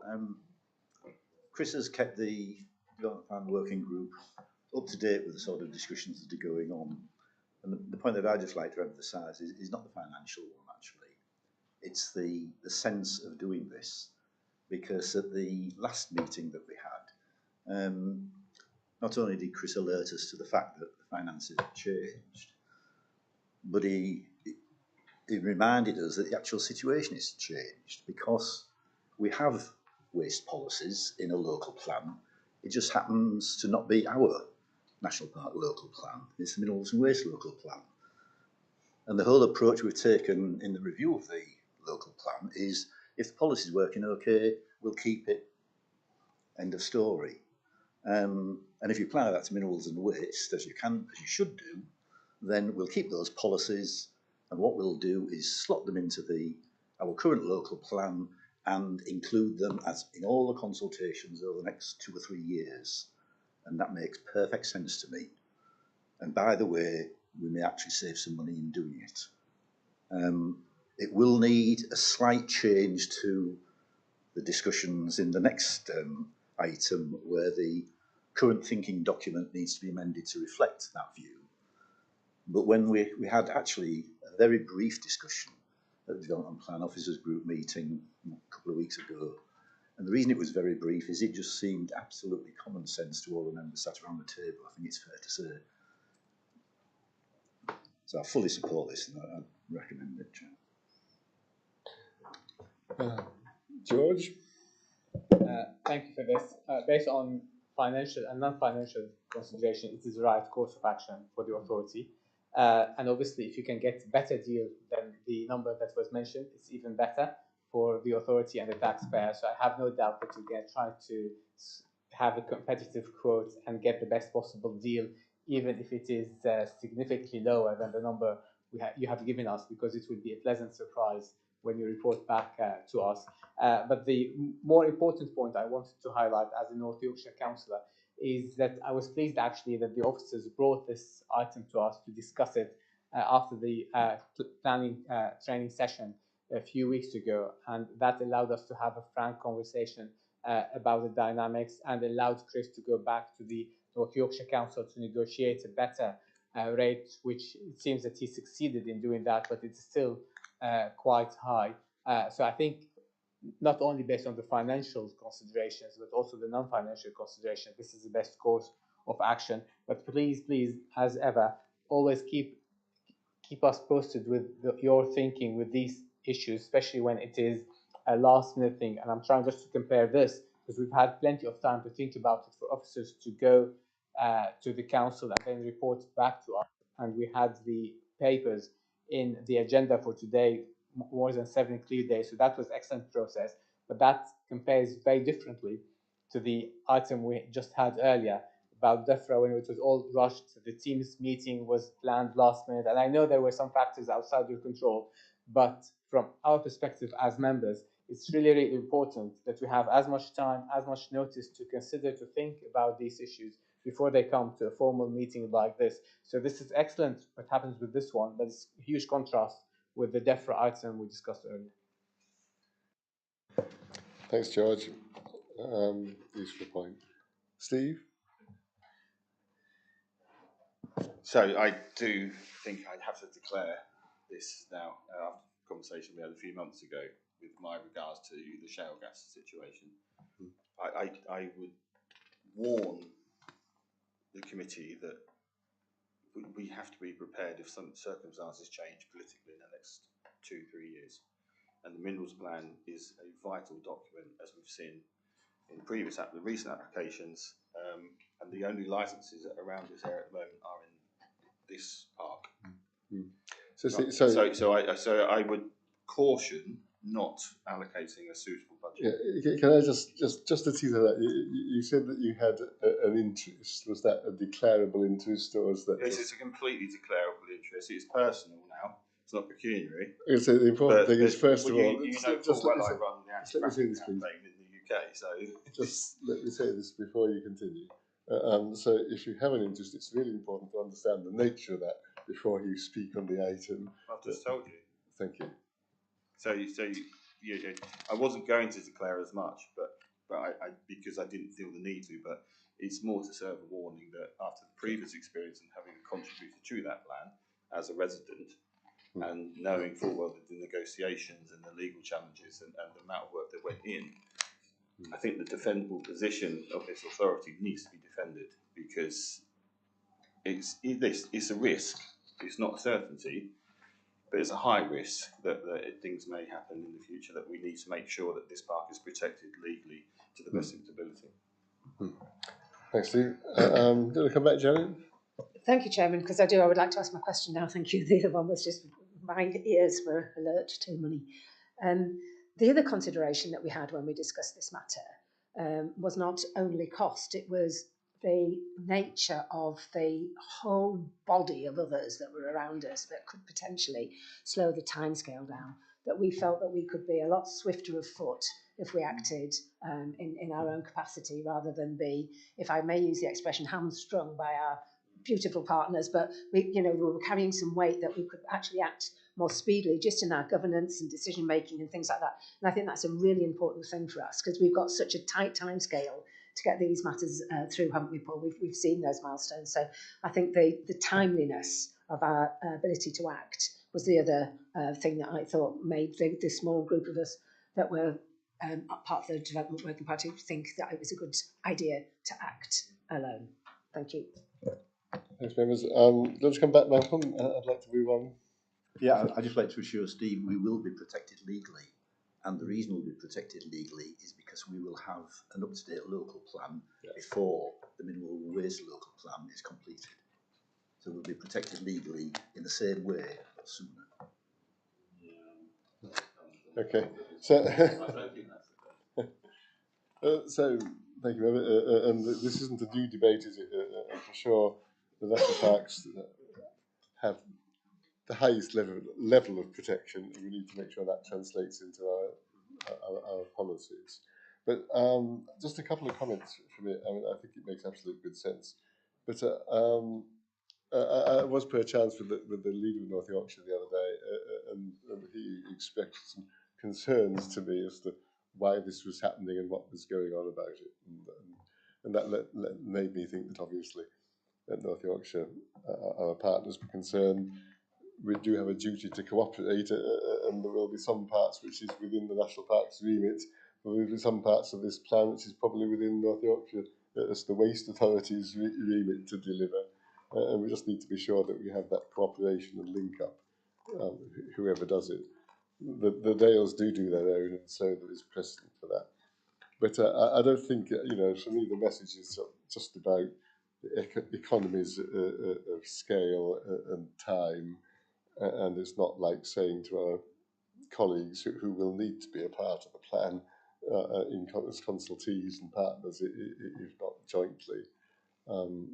Just to be clear that this isn't about not wanting to work together. It's purely about practicalities and the economies. So I think I just like to address it in that message, but it makes good sense. Anything else you want to add, Paul? No, I think so. Yes, we'll absolutely have to work with. But say yes, absolutely, we'll have to work with North Yorkshire and York City Councils on this. We are under a duty to cooperate with them. So, recommendation. Did you move that? George will move the recommendation. Malcolm will second it, which is at 10:1. Are you happy to take that? Yeah. Thank you. Is there anyone against? No. So, do you want to hear the recommendation?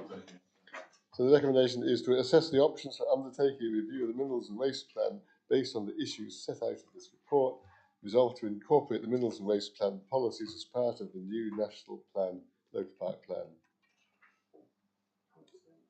Can I just vote on that? Say that again, Tom. I was just making sure it was unanimous. And that's it.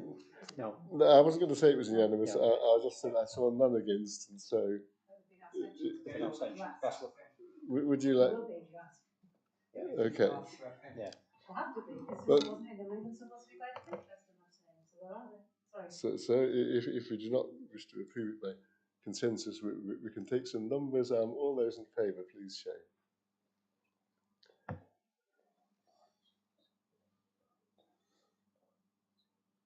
14 in favour. All those against? None. And those abstaining? Thank you. I think it's probably useful that you do record that, having declared a personal interest. Yeah. Okay. Then it is the update, item 15 on local plan notification of intention to commence the preparation of our local plan. Sorry. We're on page 76. So me again. So this is the paper in front of you is basically a formal stage in the new local planning process for local plans. It's a formal notice of intention to start preparing a local plan. So from a policy team perspective, this is quite an exciting day for us because this is where we, with your agreement, fire the starting gun on preparing the next local plan. In fact, we've already made some substantial progress. We've already met 4 times with the Development Plan Working Group. But what you have in front of you is a recommendation that we announce to the outside world that we are starting a new local plan. We have to legally do 2 things at this point. We need to publish that notice, which will hopefully go out this afternoon, and then we need to publish a timetable, which you do not have in front of you, but Development Plan Working Group has seen. And importantly, that timetable is a 30-month timetable. So previous local plans have generally taken about 7 years. We're expected to do it in about just under 3 under the new system. And we are being actively monitored on that. We have to give an update to government every month. So the pressure is on to get a new local plan done. So those are the 2 formal things that with your agreement we'll publish today. We're also publishing a couple of other things on top of that, which we don't need to, but we'd like to. One of which is what's known as our current thinking document, which is in your appendices, which is basically 10 questions around some of the key areas of the local plan that we think we need to look at, particularly on environment, climate change, housing, tourism and recreation. And they're very open questions, but those are the particular areas that we think we might need to review in the next local plan. So again, Development Plan Working Group have been through that document and made some really good contributions, a lot shorter than it was. So we'd like to publish that today. And the other thing that we need to publish is we're going to ask for call for sites. So we're going to ask for members of the public and other landowners and people whether there's any particular sites that they might wish to see developed, particularly for housing. In discussion with members, we are aware that the government is keen to see higher housing numbers, and there's a lot of pressure on our neighbouring authorities for additional housing. And one of the questions in our current thinking document is whether we should be upping the housing numbers. We haven't said what to, because there's a lot of work to be done and no decisions are being made. But we think we might need to do a bit more active looking in terms of finding some housing sites. We've been discussing that with development plan working group. So the formal recommendation to you is to basically start the firing gun and agree that we notice that our intention to commence a new local plan. And the other, in fact, it was just that recommendation, I think, in the end, just to approve the current thinking document for publication as well. At which point I'll take any questions. Thank you all. Steve? So if we apply a housing allocation, does that affect North Yorkshire as a whole, or is it separate? Because the biggest complaint I hear on the Development Plan Committee in North Yorkshire is we can't build new houses in the moors. So I'm just wondering whether that each figure is affected. We have to have our own separate figure. So North Yorkshire have been given a figure by government of 4,200 per year. We have to establish our own. For context, at the moment it's 29 homes per year. So it's tiny in the context of North Yorkshire. But the government has said to us that we need to establish our own figure in our own local plan. We think it probably needs to be above 29 just in terms of trying to help support our local communities, but we're aware there is pressure on our neighbouring authorities. So I think we build will count towards North Yorkshire Council's number. I'll go to Patrick and then Janet. Thank you, Paul. Very happy to support the starting of the local plan. Good luck with it. Hope you do better than City York Council, whose last local plan took about 60 years, I think. My question, just following the previous item, it's 6.1. It says the authority bid for and received, very precise number, £108,274. So that's great news. That covers most of the costs of the plan. Where is that money from? That money was a special fund from MHCLG, so we had to bid for it. And somewhat surprisingly, we received it. But you're right, it's pretty much the entire cost of the local plan. So unlike a minerals plan, the local plan is we are supported to prepare one. Yes, for the first time. As I say, it's been a one-off payment. Over the 30 months. So that clock starts ticking after. Yes. And I should have said that we are committed. We're not committed with that money, but we have said to them that we will start the notice of intention to prepare by the end of this month, and we have to do what's known as a first gateway assessment by the end of October, which are quite easy asks, to be honest with you. So I'm confident we can do those. But they haven't said the money is contingent on that. That's been implied. Well done getting that funding, and I'm happy to support it. Janet? Could I just check the recommendations? It says, in the purpose of the report, to ask members to approve the publication. And the recommendations, it says that members note the intention to commence the local plan. Should we be having the purpose as well? That should this meeting be actually doing what the purpose is, which is to approve the publication? Is that this NPA's job? And should it be the first recommendation and the second one to then the commencement of? Yes, you're probably correct there, Janet. It should say approved. So it's just reading it. I would have said it earlier if I'd have noticed it. I've just noticed it in the meeting, but I think that makes this watertight. Yeah, it's a good point. Yeah. I'll defer to officers, but I think you got a point. So it was Michelle. Yeah, I mean, supportive obviously of moving forward today. Just on the issue about the setting of a housing number, delivery number, or target, whatever we want to call it. Am I right in saying that that potentially would be subject to challenge at examination stage? Yeah, I think that's going to be an interesting one because I think, yeah, I mean, I suppose I'll repeat my point before. I do think we are on a bit of a sticky wicket in terms of housing delivery numbers, and I fully appreciate we are a national park and there are very clear reasons why certain things haven't happened in the past. However, it's only a matter of time for somebody goes to the Secretary of State and says start looking at these national parks. It's only a matter of time before developers start doing it. So I think it's something we're going to have to do. It may be difficult doing it once we start talking about, as you say, call for sites and sites start coming forward. Do we intend to publish anywhere a map of sites as they come forward? The reason I say that is North Yorkshire are doing that, and while it is controversial, it is better that it is done in real time rather than people finding out later on in the process. So it's not as big a shock when it does come forward. Yeah. Firstly, on challenge on numbers, yes, we will absolutely be challenged on numbers. The Yorkshire Dales have just gone through their local plan examination. They've got similar numbers to last time round approved. But ultimately, we are a national park and we're subject to the first purpose. So the way I would describe how we're going to approach housing to you is, we call it the no stone unturned approach, so we find as much as we can within landscape limits. On the second point on the map, yes, absolutely, we'll be asking people to submit via a map on our GIS system, and we'll be publishing. And absolutely, we need to be transparent, because if we aren't, we're going to get caught out at the inquiry. So absolutely, we'll be 100% transparent about that.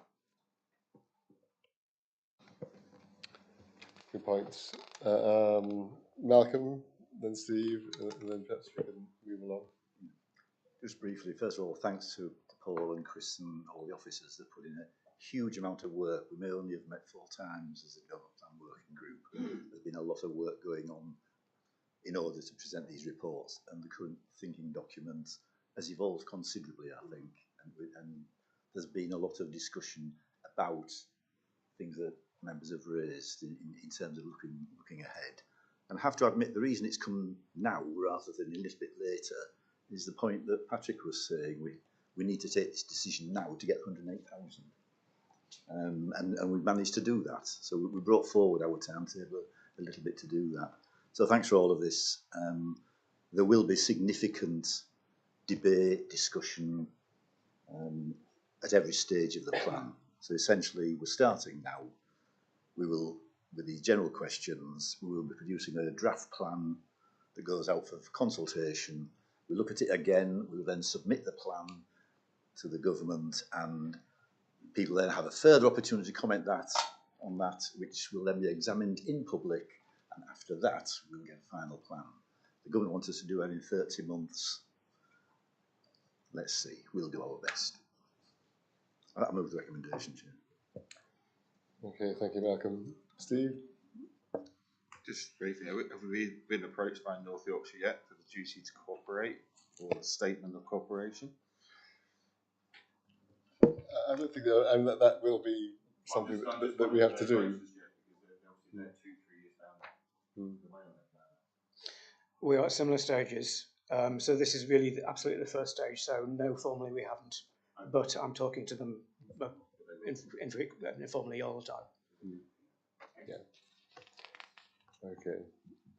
So I agree. Actually, just to comment. I mean, the development plan working group is quite a big committee, and so a lot of people are there anyway. But it's important that it also reports to the NPA for the people who are not there.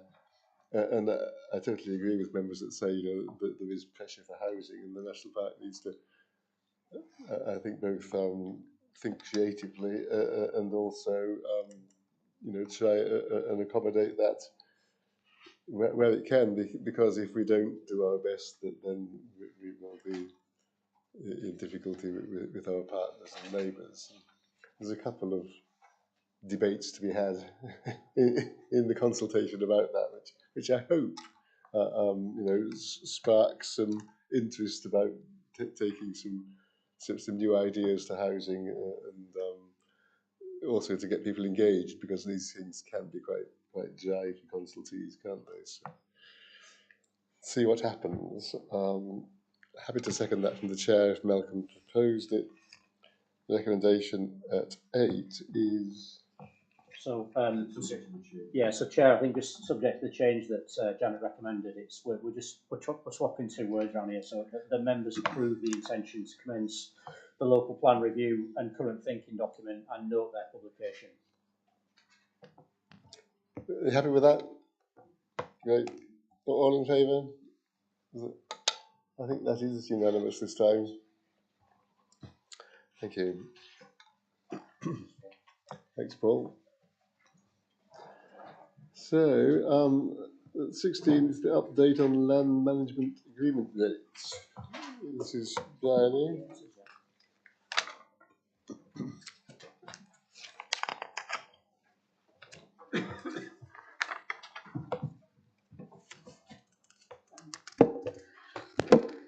morning, members. So I'm presenting a paper today to update our land management agreement rates. So we have a relatively small number of land management agreements with local farmers to manage land to deliver our national park purposes.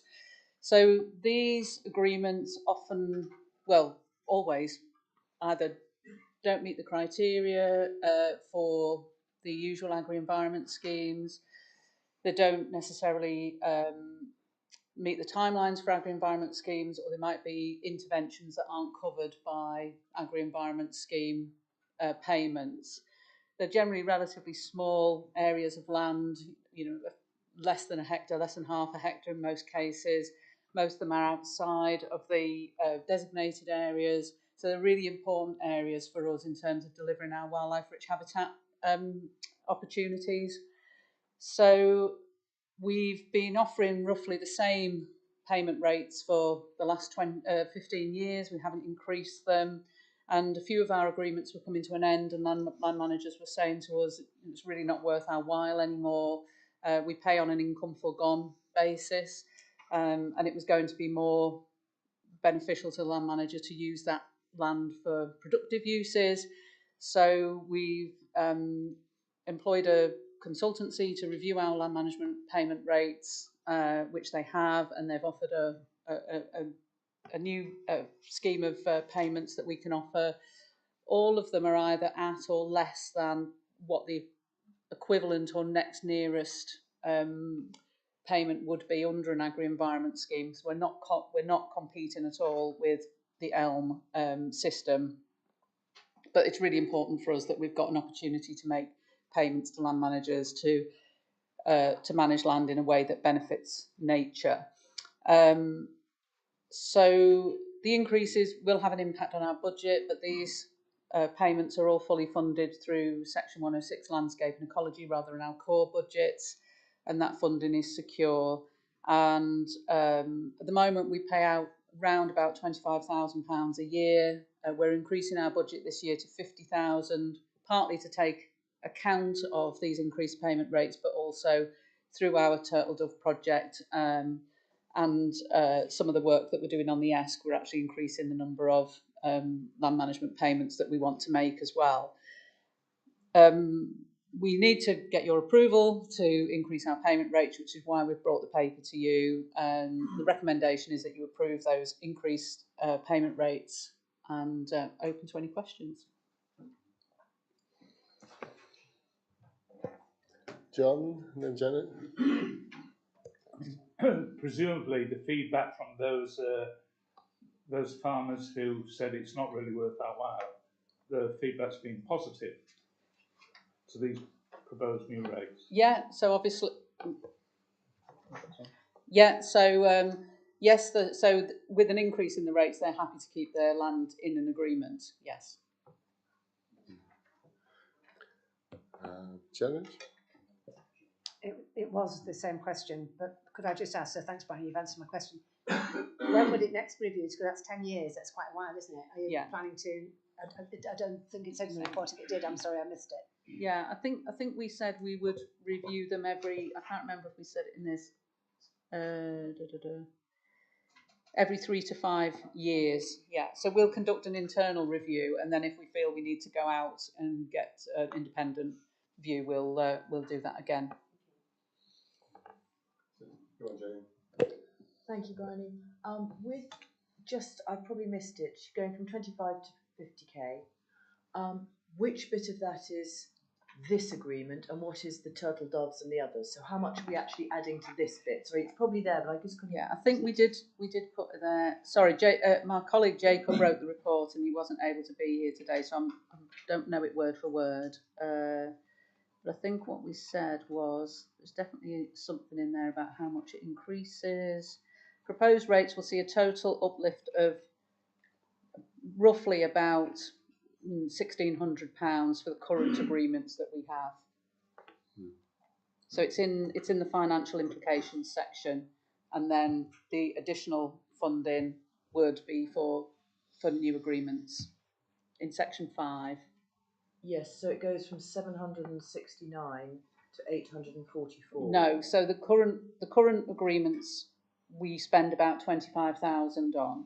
So these uplifts will increase that 25,000 to about 26.5. So we've got two sets of agreements. One is conservation agreements and one is some coastal stream agreements that we've got. So those existing agreements will increase slightly, and then it gives us a budget of about 23,000, something like that, for our new projects. We might not spend all of that 23,000, but we've got a budget for that. Thank you. And this is Section 106 money, so you know, we are obliged to use it for various purposes. And yeah. To me, it's a good job to get it done in this. I got that. Colin. Thanks, Chair. We're just one down here where it says maintenance of dry stone walls. Is that if you have 500 metre of dry stone walls, you get 68 pence per metre for each metre? Because to be fair, 68 pence for a metre of building dry stone walls is absolutely crummy. Well, it's for maintenance rather than building. We do have our traditional boundary fund and strategic boundary funds that we can use to build dry stone walls. So this is, you know, if there was a small section and a few blocks had fallen out, then, you know, we could, the landowner has the opportunity, land manager has the opportunity to use that payment on top of a potential payment then through the strategic or traditional boundary funds to build walls in the first place. So this might be, you know, I don't know, some whole section of wires fallen down. You know, these prices have been kind of or the values have been independently scrutinised, and that's what the consultant has come up with as a fair rate. So it is a case of however many metres of wall you have on the farm, then yeah, you know, you just get 68 pence for the whole maintaining. Yeah. Yeah, I don't think our finance team would be overly impressed if they got a bill for 68 pence from like 50 different farmers either. So, you know, for us, it's about a scale as well, but obviously we do have to have a price per metre payment rate. Yeah. To be honest, these actions and payments do reflect, although they are slightly less generous than the current and new offer for the SFI. Those things are in there too. So, as you say, the maintenance, you know, if you have 100 metres of wall, you get that maintenance payment. But if you do get a gap to build up, you have to do it for the payment. It may be that you get the payment for doing nothing if nothing goes wrong. But I think these are really useful because they do engage people. You know, if you were a commercial farmer or landowner, you can do better than these rates in my experience. But if there are small parts of land where people are not commercial and we really want to secure management, then this is a really useful tool for doing it. That's what the Section 106 is there for. So it only seems right and fair that they should be, if not generous, at least reasonable. And I hope that that's what we've got. I'll take Patrick, and perhaps we can move along. Thank you, Brian. Just a quick question, and thanks for that explanation, Jim. That's clarified a few things. But just if I am in that boat, that I am the farmer that's been targeted, will you be advertising that these rates are going up? How will I know that? Yeah, so in conversation with our conservation officers, when they're coming out and talking to you about work, you know, priorities in your area, then they would share that with you. Yeah. Would it be on our website? It's not a secret, so no, yeah. No, it's just I might not be going to those meetings. No, I might not know about it. I just wonder whether we're advertising it. Yeah, I mean we don't advertise it in the like SFI and Countryside Stewardship do, because we do tend to. So for example, with the Grubs Up project, we're doing a lot of work on that A170 corridor, and we're expecting that there'll be quite a few agreements come out of that because most of the funding that we've got at the moment is capital.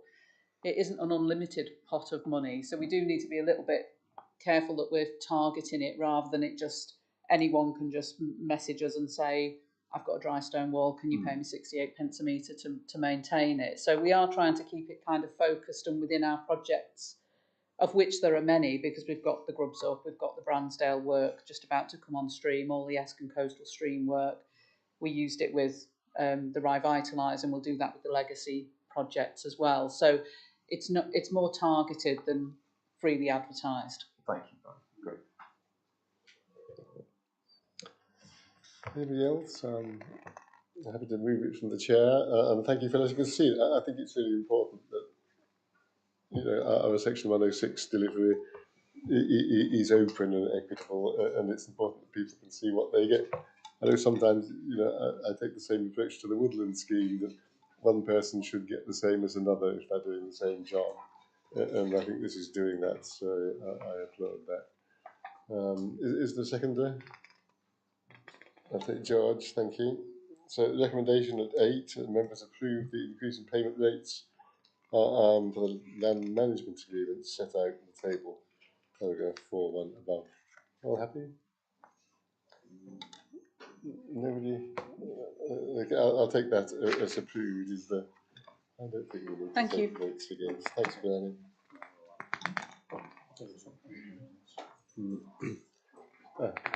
Good afternoon, members.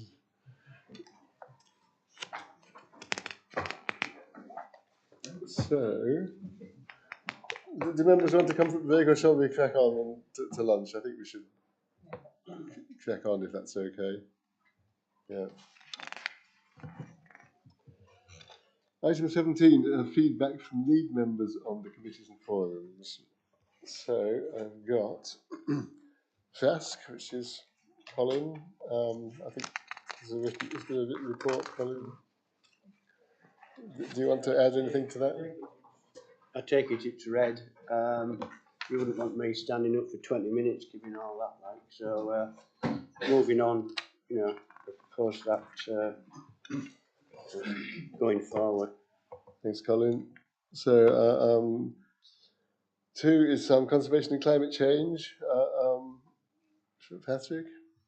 Thank you, Chair. Very briefly, on the 23rd of April, some of us went to revisited the Langdale fire site, and we had several presentations from officers reviewing the work that had been done and informing restoration plans, and we were all, I think it's fair to say, all members incredibly impressed with the amount of work and time that officers are putting in to the remediation and restoration of the Langdale fire site. And I congratulate them on that. Long may it continue. Good luck to officers. Since that meeting, I think we've had on email 2 incident reports have been published. The Yorkshire Fire and Rescue Service has published its report, and so has the local resilience forum. I've read them. I would not say I've read every page, but I'd just be interested to know whether Tom thinks those are good reports or not in a minute. And then the other day we went to Linking Levisham, and again, excellent presentations. Huge opportunity for the park this could be if the funding is confirmed, and it really will put us on the front page, if you like, of nature recovery. And I just think officers need to really think carefully. I hope you do get the funding about how that is managed, because it's a 20-year programme and it's big money. So just that was just my observation.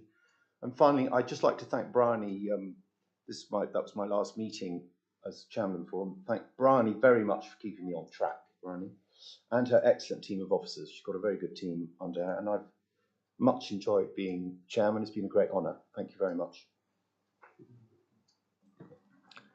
Thanks, Patrick. Just picking up on that point, I do ask Tom or Bryony on that.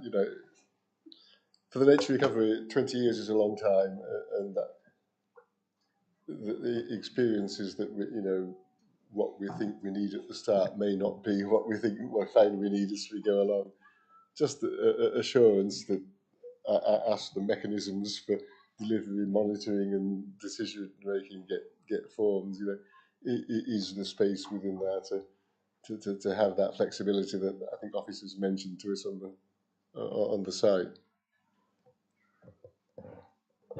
I'm happy to just come back on that, Chair, since I chaired the Lincoln Levisham project group. We go into hopefully an assurance phase for the Lincoln Levisham project, which will take several months to conclude. And as part of that conversation, I do expect some iteration with Natural England before the project commences. But hopefully part of this and part of the purpose of establishing some baseline monitoring is to evolve as things move on.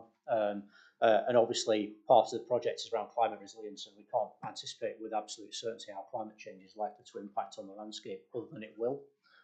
So I hope that as part of the kind of ongoing delivery over a 20-year period, that things can be iterated, as long as we remain true to the sort of spirit of what we're seeking to achieve through that in terms of optimising landscape for nature recovery and climate resilience. I've completely lost my train of thought. Patrick, I was going to answer your first. You asked a question about the fire and rescue report. I'll do a Lincoln Levisham first. Importantly, because we're in a process of what's called assurance, which is essentially kind of backwards and forwards with Natural England on the project, there will come a point at which we and the other partners will need to take a decision about whether we formally enter it into a 20-year agreement or not. I will need a member approval for that, and so I will ensure that before we absolutely, as officers, sign on the dotted line in terms of saying we're committed to 20 years entry in 20 years of entry into this project, I will come back to you, members, because it is a decision of such a magnitude. It requires the authorities' buy-in, but hopefully through the session that was held last week, you've got more confidence in the concept and the ambition of the project. On the two reports, Patrick, yes, I've read them both. They're excellent reports, and the fire and rescue report in particular goes into quite significant detail of the incident management and lessons learned from a number of different angles. I think from our point of view, the one thing it does kind of throw up is the reality that climate change is happening, that it is increasing exposure to wildfire and wildfire risk. And that in thinking about the next National Park Management Plan, we absolutely have to build in that consideration around wildfire as part of the thinking around climate resilience. So I think that's really important. And not to kind of jump to sort of immediate conclusions that I see from some organisations about what it says, but to do that in a very thoughtful and strategic way, working with stakeholders. Okay. So that was the joint forum that we. Well, it is, but it's down. Patrick was down to report on that, and Janet's going to report on the Creation and Wellbeing Forum, I believe.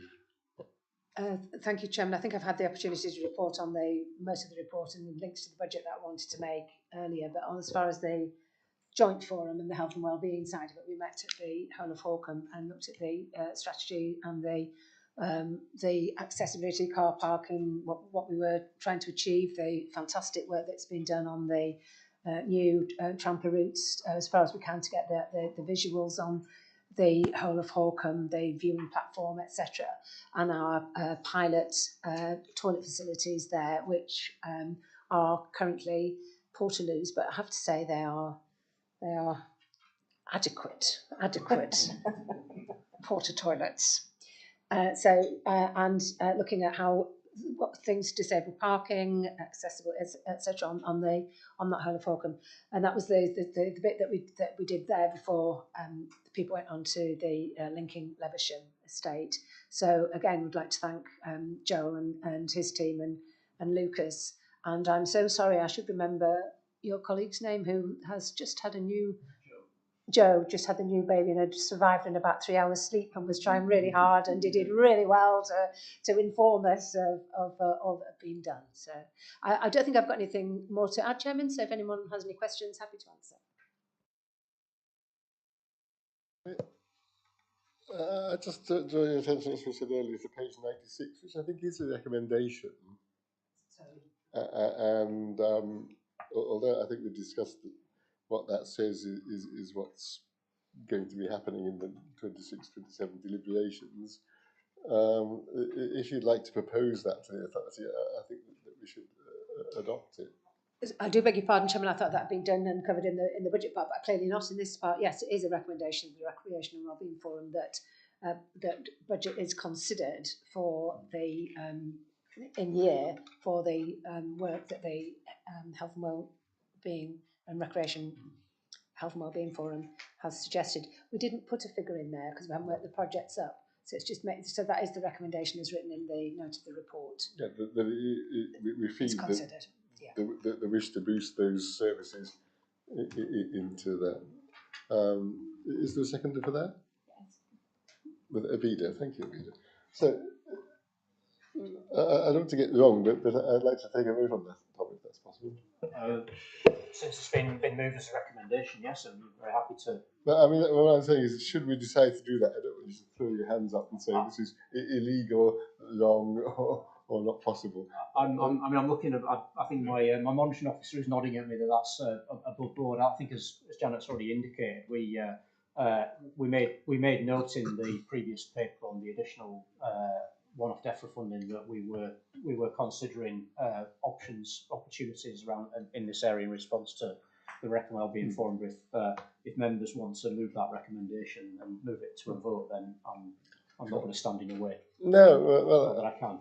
No, but I think we'd like to, and I think it does the forum justice. Its role of bringing things to be considered to the authority as well as scrutinising. So, proposed by Janet and seconded by Abida. Are we all in favour to take that recommendation on page 96?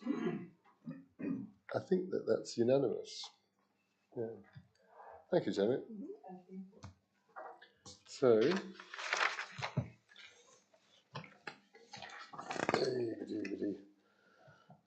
EDI, I'm not quite sure who's. I think Joel will do that. Is it Joel that's going to say something about that?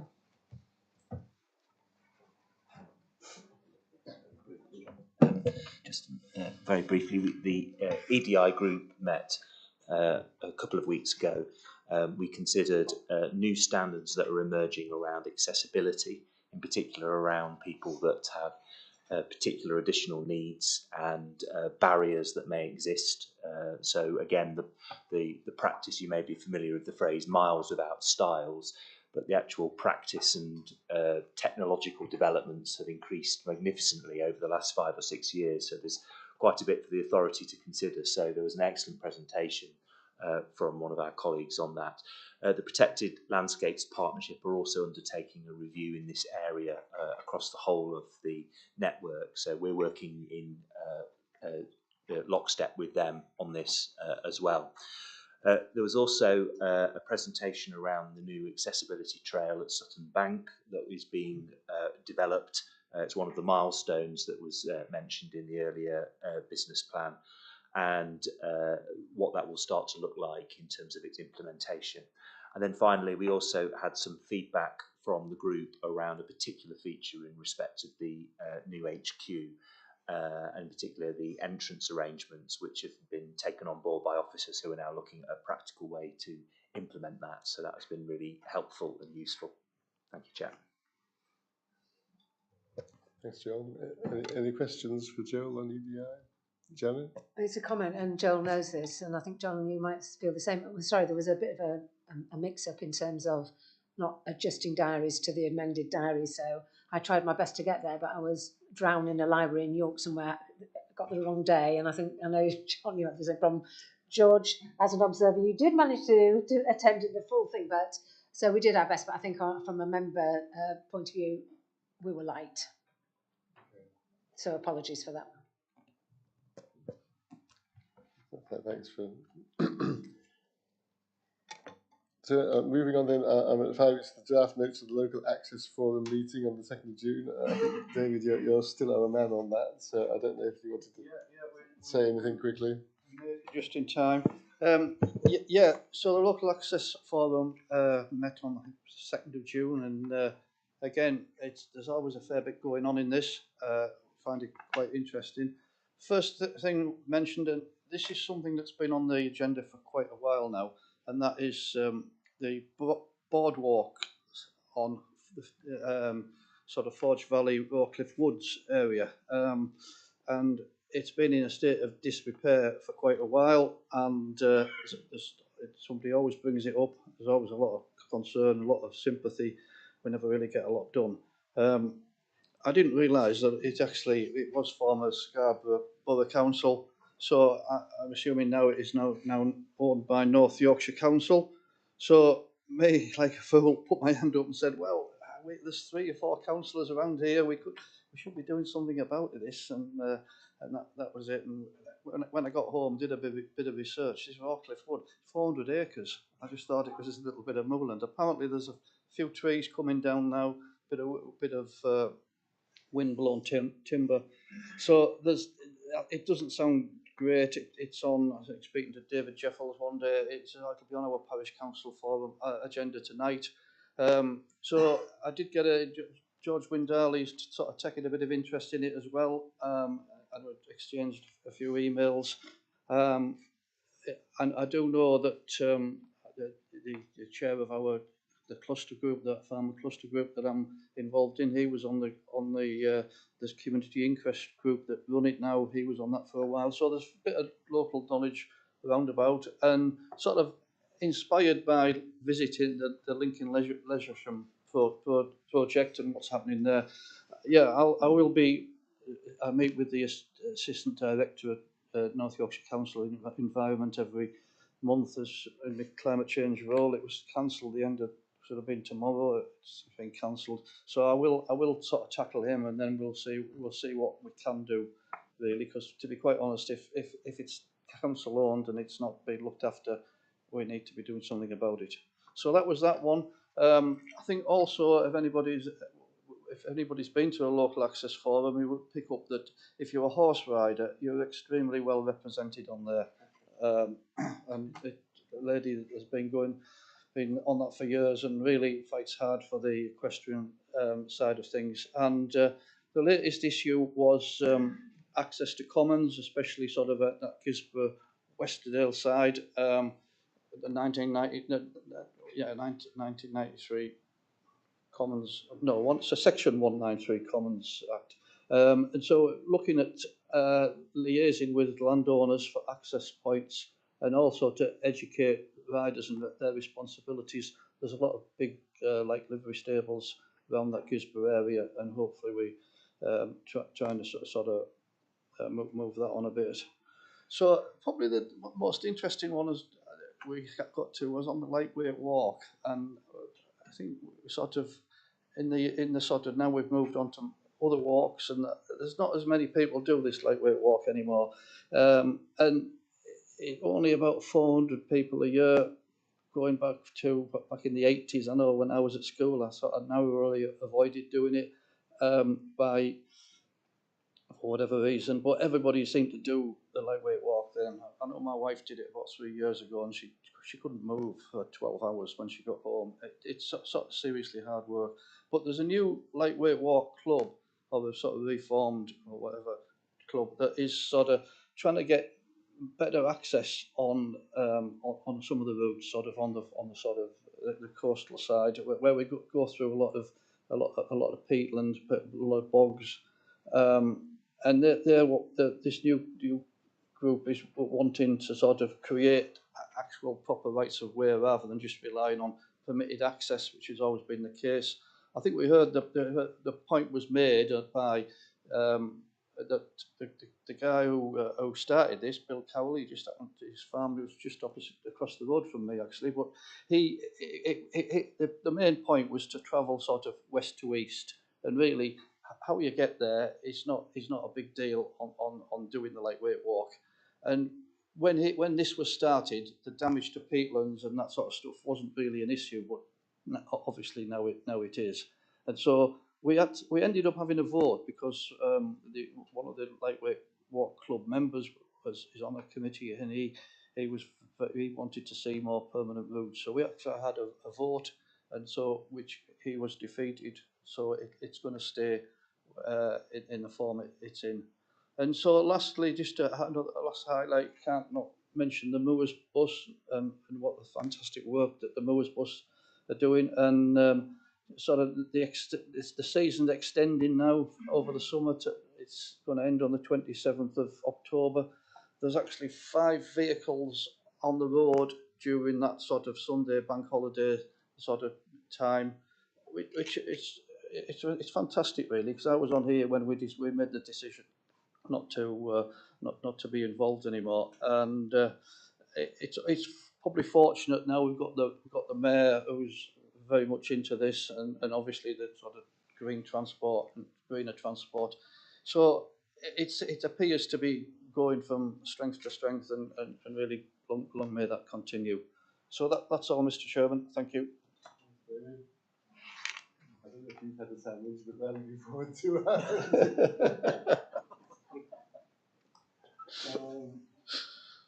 any questions for David? Sorry. Good job. Any questions for David? No. So 6, the papers for the Development Plan Working Group on the SharePoint, and we sort of touched on it with the item, but Malcolm is going to say something if you'd like to. No, not really, Chair. I think we've covered everything. Lovely. I think we've covered that. So that brings us, I think, to the end of feedback from committees and forums. We go on to members from outside bodies at 18. We're on page 97. There we go. So I've got Colin is going to say something about the trust. Yes, Chair, I'll say a few bits. Thing is, I forgot about this one. Going forward, we welcome 2 new members on the trust, which was Pfizer and Haley, putting their expertise, helping us move forward. We noted that the Natural Health Service was now started, where the collaboration between us and the authority and the Dales, I believe it is, and 1 or 2 of the other areas anyway, that outstanding natural beauty areas, is it, are all working together on it, which is going quite well, which and you understand that the 500 grand came into the authority's coffers to help us move forward. And that's what James is spending his time on at the moment. Going on to the Stepping Stones project, which was getting our officer into the much deprived schools in Redcar, Cleveland area, which was going very, very well, as the headmistress spoke to us on Teams about it, saying, the children were calmer, they were actually coming into school, and rather than truancy, and because the main things that they saw at home was drugs, drink and prostitution, basically, and this was something that really moved them forward, where there was nature was brought into them, and those children were actually calmer the day before, that day and the day after, which was brilliant for us. But moving forward, we had to say we were well. Later on, we've said we would underwrite the Stepping Stones project for another year, but looking for donations from other companies to help us move forward with that. And to be fair, it's such a brilliant project that I would hope we kept going longer than that, to be fair. But I think, Chair, I don't know whether we brought anything else up or not. Janet maybe give us some more insight, but that was about us. Thanks, Colin. Unless there's anything urgent, I'm mindful of time. No, I think you covered it from the meeting. Okay, any questions for Colin? Steve? It's just on the Stepping Stones project, I think we mentioned it in the previous meeting about the engagement south of the moors, and whether anything's happened on that Helmsley, Pickering, Moorside. These schools around this area, because I'm pretty sure the kids would like to see the same thing. I have mentioned that on occasions.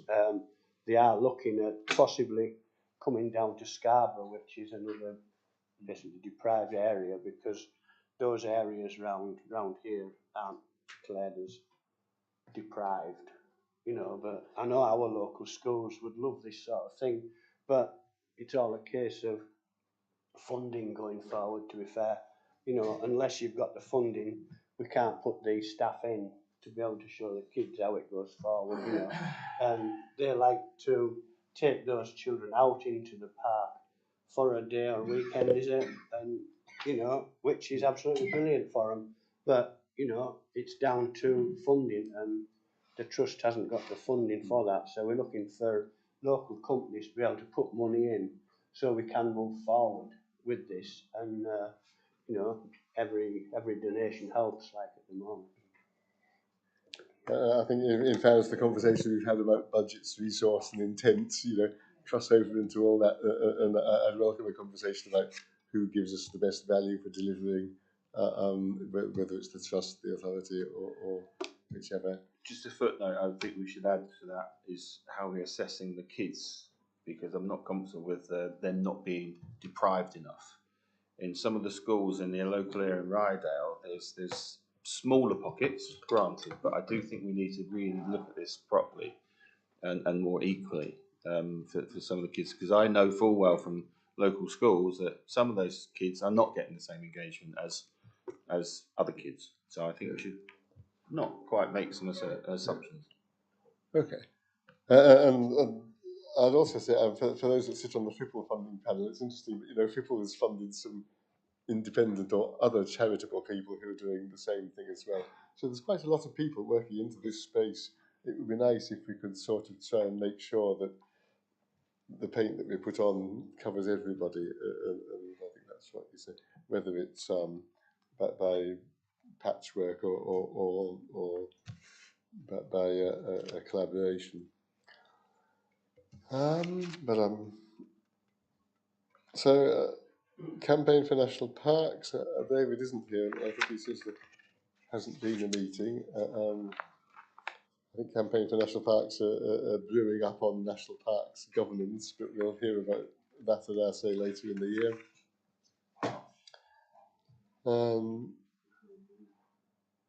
I think that's it, isn't it? On outside budget. Yeah. Anybody else? Okay, so we're on now to the Chief Executive's report, page 98. Do you want to say anything to us about that, Tom? Far be it for me to stand between members and their sandwiches, Chair. I'll flag a couple of things very quickly. So one thing not covered in my report but published last week is the farming roadmap.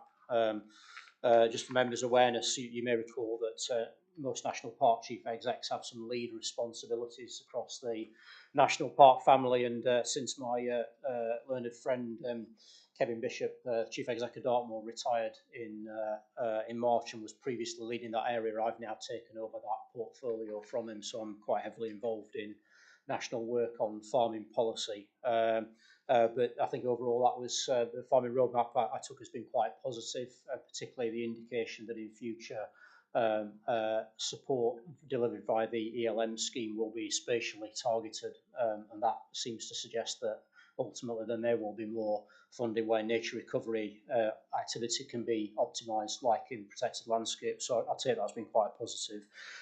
Patrick mentioned the two reports published a couple of weeks ago from North Yorkshire Fire and Rescue and Local Resilience Forum. Just for the record, my report notes that we've also had confirmation of an additional 3.2 million of funding in this financial year through the National Park Authority to undertake restoration work. I know we've been out to tender on that work relatively recently. I don't know whether we've contracted that, but we'll be in the process of doing so soon. And obviously, there's a expedient that we get that work underway and completed with contractors before the end of the financial year as part of the recovery and restoration of the peat and the fire breaks, some of the fire breaks at least that were constructed as part of the wildfire. And then finally, I mentioned it earlier, but the National Park Management Plan reaches its 4th anniversary this summer, in fact this month. Under the Environment Act 95, we're required to lead a review of that management plan. I'd like to come back to the September NPA with a proposal about how we conduct that.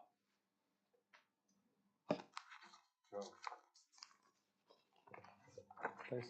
Galloped through some really important things in here, actually, some great achievements. 3.2 million. Does that come into our budget, or who so we're the contracting authority, so that will come into our budget, and obviously that will need to be reforecast to the next reforecast to include that budget. So obviously money that will be coming into the authority, and largely therefore going back out on contractors delivering the works, but clearly that's quite significant lift. Will that make us a 20 million authority? I don't have the my mental arithmetic's not. I think it might. We had a conversation some years ago about whether it did that. Jane and Steve.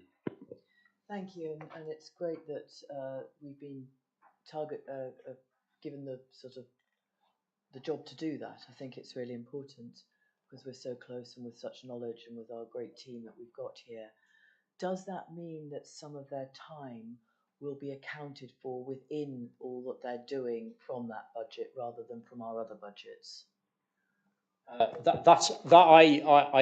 can't say, but there's a requirement for 15% match funding as a contribution towards the 3.2 million, and some of that at least is accounted for by our staff time. So we are making partly through that and partly through Section 106 contributions from the two mines. We're making the 15% match contribution. Brian, you might know exactly, but I think there may well be some staff time that's costed into our match funding ask. So I don't know whether any of the differential might be covered by the grant funding, but I think we probably have to recognise that we're making a contribution from core through the and Section 106 towards the funding being received.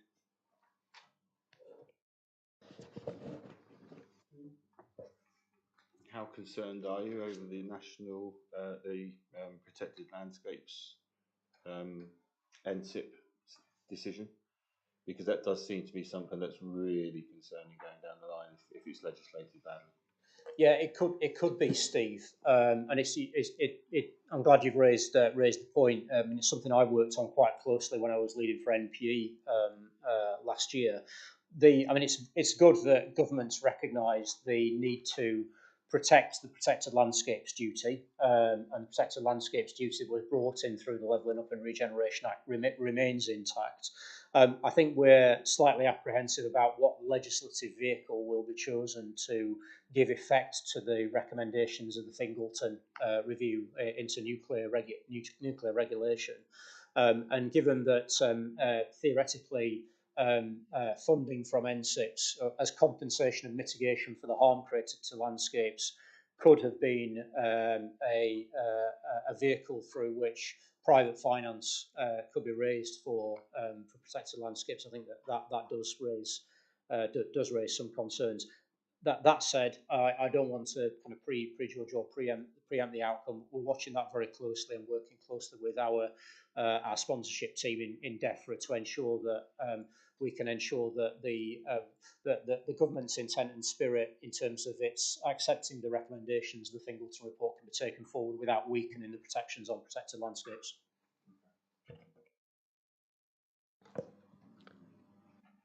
Any other members? No, I'll take that as read, but great stuff. Great launch of the Natural Health Service. A lot of good things going on.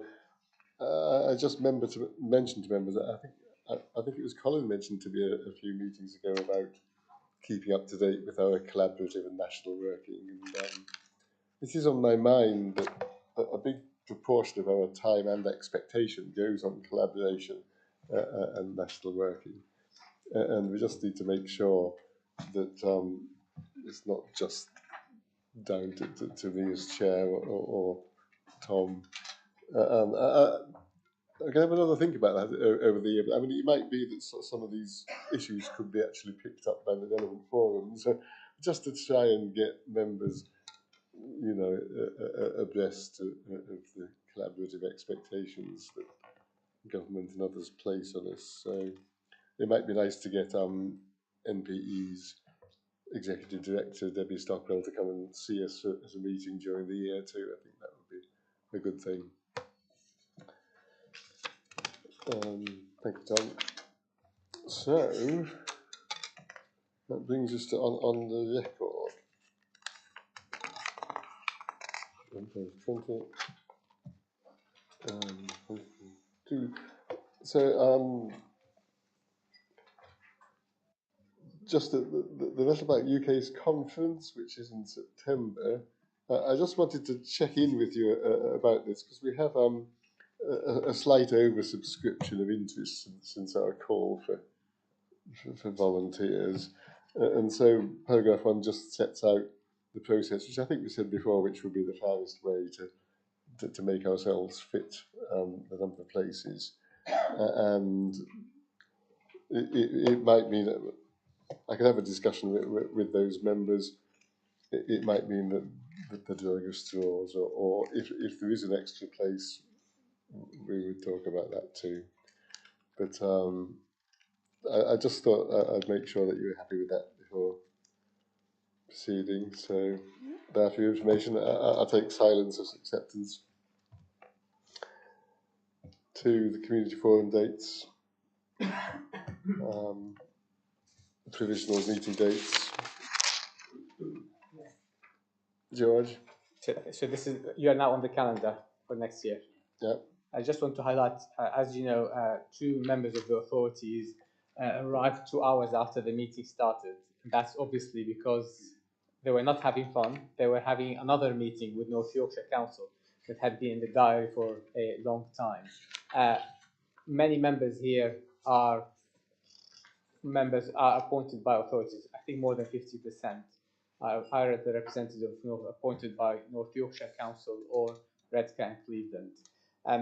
And despite my effort on Teams, sometimes I can be in 2 meetings at the same time, but it's not always possible, especially if they're all public meetings require you to be in person. I think the reason why this happens partly is because we have our calendar, the date for the calendar based on the calendar year, while North Yorkshire Council and other councils do it based on the financial year, which means that they decide their plans for the meetings much further down the cycle than the North York Moors. And I was wondering if it is possible, so basically before this circulated, it's not possible to know what North Yorkshire Council, for example, meetings are going to be, which means that some members are not able to do their duty to the utmost, their best, because they have to attend also North Yorkshire Council meetings. So I was wondering if we can do something about it, think about a way, maybe, for example, before we set the dates for the next year, to wait until the other local authorities set their meetings dates. It might be that instead of having based on the calendar year, we do it based on the financial year, so April to March, so that you don't have to publish the dates so early. Because I can see that actually next year's AGM is going to clash with the Richmond Area Committee meeting, and you can bet that some of the members of the Richmond Committee meeting after the election will be on the National Park as well. So we know probably now there will be at least 2 people who will have the same problem next year. I'm just planning ahead. Thank you, George. Jane? George, just to slightly counteract that, I do like having this amount of notice, because those of us that are maybe not on councils but also are have other businesses to be, I'm already getting meetings set a year or 18 months ahead. So for me, to have this length of time is very useful. No, that's absolutely what I completely agree with that. What I was suggesting is that we would keep the same length of time, but instead of doing it based on the calendar year, we do it based on the financial year. So we would all still get the same notice. But instead of, say, for example, today deciding January to December next year, in 3 months' time or 4 months' time, we decide April to March. And therefore, we all get exactly the same notice, but it would be consistent with the other calendars on the diaries with the different councils. So it's a balance between the 2 things. I just comment. I think you just said it, George. It is a balance, and I know we always have this conversation one way or the other way, depending on how things look. I know that the staff do their best to liaise with the councils to try and avoid their calendar clashes as best they can. I think there is merit in having the meetings set as soon as you can, and perhaps we could just leave it that the officers will do their best to avoid clashes with our constituent partners. Yes, just to clarify, the point is not to do that. My point is instead of doing it calendar year, we do it financial year, and I think that will solve the problem. But if that would make it better, then I don't know if it will. If that would make it better, you would get the same. I don't think it will. Because now we are setting it. We are now deciding today in June. Yeah. We are deciding from January to December before we have seen the calendars of the councils, because the calendars of the councils will be decided. Well, maybe later. maybe the councils will take notice of our calendar when they set the meetings. Because the councils set them based on the financial year, which means that they will set them in 3 months' time. I think Tom got the point I'm trying to say. Listen, look, we'll do our best to sort this. As Judith has rightly reminded me, it's in there as draft meeting dates. We will do our best to take account of inevitable clashes that will come up somewhere along the way. So we'll try and do that. And we can take a look at whether looking ahead for the financial year as opposed to looking at a calendar year would help to anticipate potential clashes better. None of this is done willfully. I'm sure you understand that, members. It just happens. Exactly. You're all busy people. So if there are obvious clashes in this calendar here that are far enough in advance that we can anticipate and potentially make some changes now, we'll see whether we can do that. Yes, Is that okay? Yeah, and to be honest, I think mostly I usually have 2 or 3 things I can do at each time. Yeah, and I just have to decide which one of them is the most important. So, yeah, I'd really like if this is about the meeting dates, Colin. Okay, come on then. We have down here, I know you're hungry, community forum dates, which, as you know, I'm really chuffed about these because the Southern and Western Parish Forums didn't want to join together, where you've put the Northern and Coastal, and you're giving these a year to see how they went on. Now, by the time we have this meeting, you'll have had your year, and we ain't even had a meeting, which sounds a bit, to be given a year to see how it went. The fact that there's nothing's happened, and then we have a joint meeting which we'll start on 21st of October by the look of it. But still, the Southern and Western forums, as Malcolm said, we didn't want to do it, so we aren't doing it. I think that's a bit. Colin, I just have to pull you up there. I think you're incorrect in that statement. It wasn't because Malcolm told me. Sorry. Okay, so I just put that there. I believe that's incorrect. But is there a proposal or something that you wanted to add to the agenda? Mention it, Chair, that we've had a year and we haven't Hmm. Yeah. Yeah. You can't assess something if you haven't had. No, that is a fair point. Fair point. I know I said to the Southern Forum that if they want to have a meeting in between towns, we'll have a meeting at the forum. But that's where we've got to, I think. So I think that brings us to the end of stuff on the record.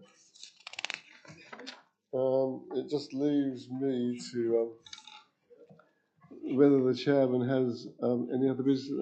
I do have some other business in without wishing to embarrass them or put them on the spot. It is Patrick James and Christine Robertson's last National Park Authority meeting with us, and I'd just like to say how greatly that they'll be missed, how valuable their work and contribution has been to the authority, in my view, and I'm sure in the view of members.